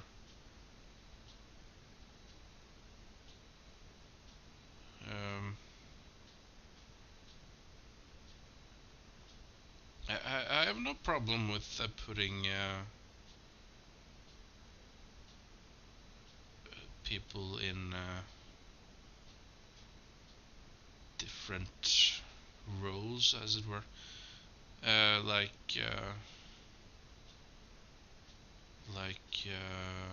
Nick Fury, for instance. I love Samuel L. Jackson in that role. I can't really think of anyone else being him at this point. But uh, something was slightly off with Kingpin as he was there. Um, well, it worked. Maybe it was just me not being attuned to the change at this point, but Kingpin was always a white guy.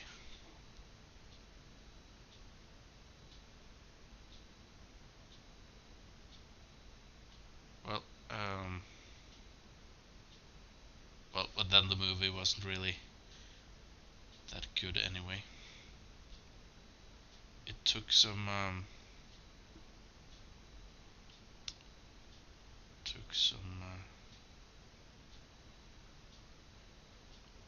where the changes were big, and I didn't really feel like it was the Daredevil I knew, that I grew up with, because we actually did have the Daredevil comics over here in Norway at some point. And I have a hell of a lot more of those than I have of Iron Man, I can say that.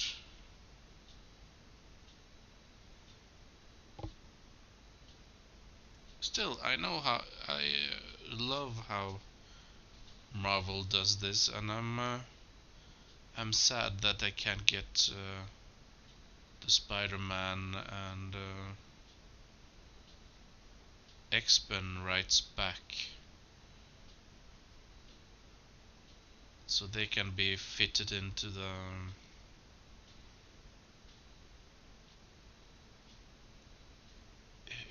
universe as well.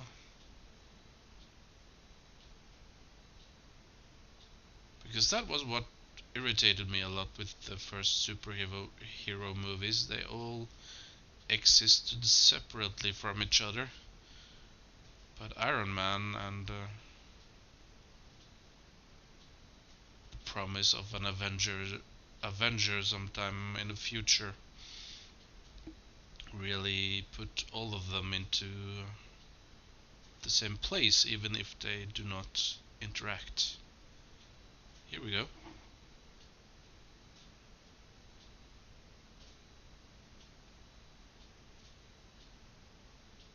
Now what?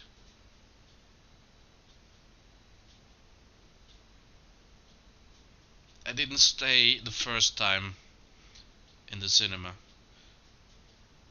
but someone did and told me about this, so I stayed the next time. And this scene is almost iconic by now, though a bit old considering we already have an Avengers movie. But anyway, this was it, folks. We have just watched the Avengers to get Avengers. What? Not yet. Watched Iron Man 1 together, and if you listen to me all to the end, I am very glad, because I am not very good at this yet, I suppose. Commenting on movies is a whole other ball game, really. I'm not sure if I will do any more. We'll see if anyone actually listens to me. Probably not. If you do, I thank you. Especially if you watched or heard it all the way through. Hopefully you also watched the movie at the same time. There's no point in listening to this otherwise. And actually, as far as I know, this first movie didn't have a commentary track, so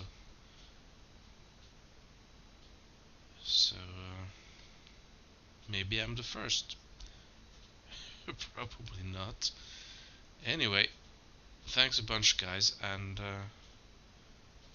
I will see you around. This was the Lazy Gamer logging off. Bye, guys.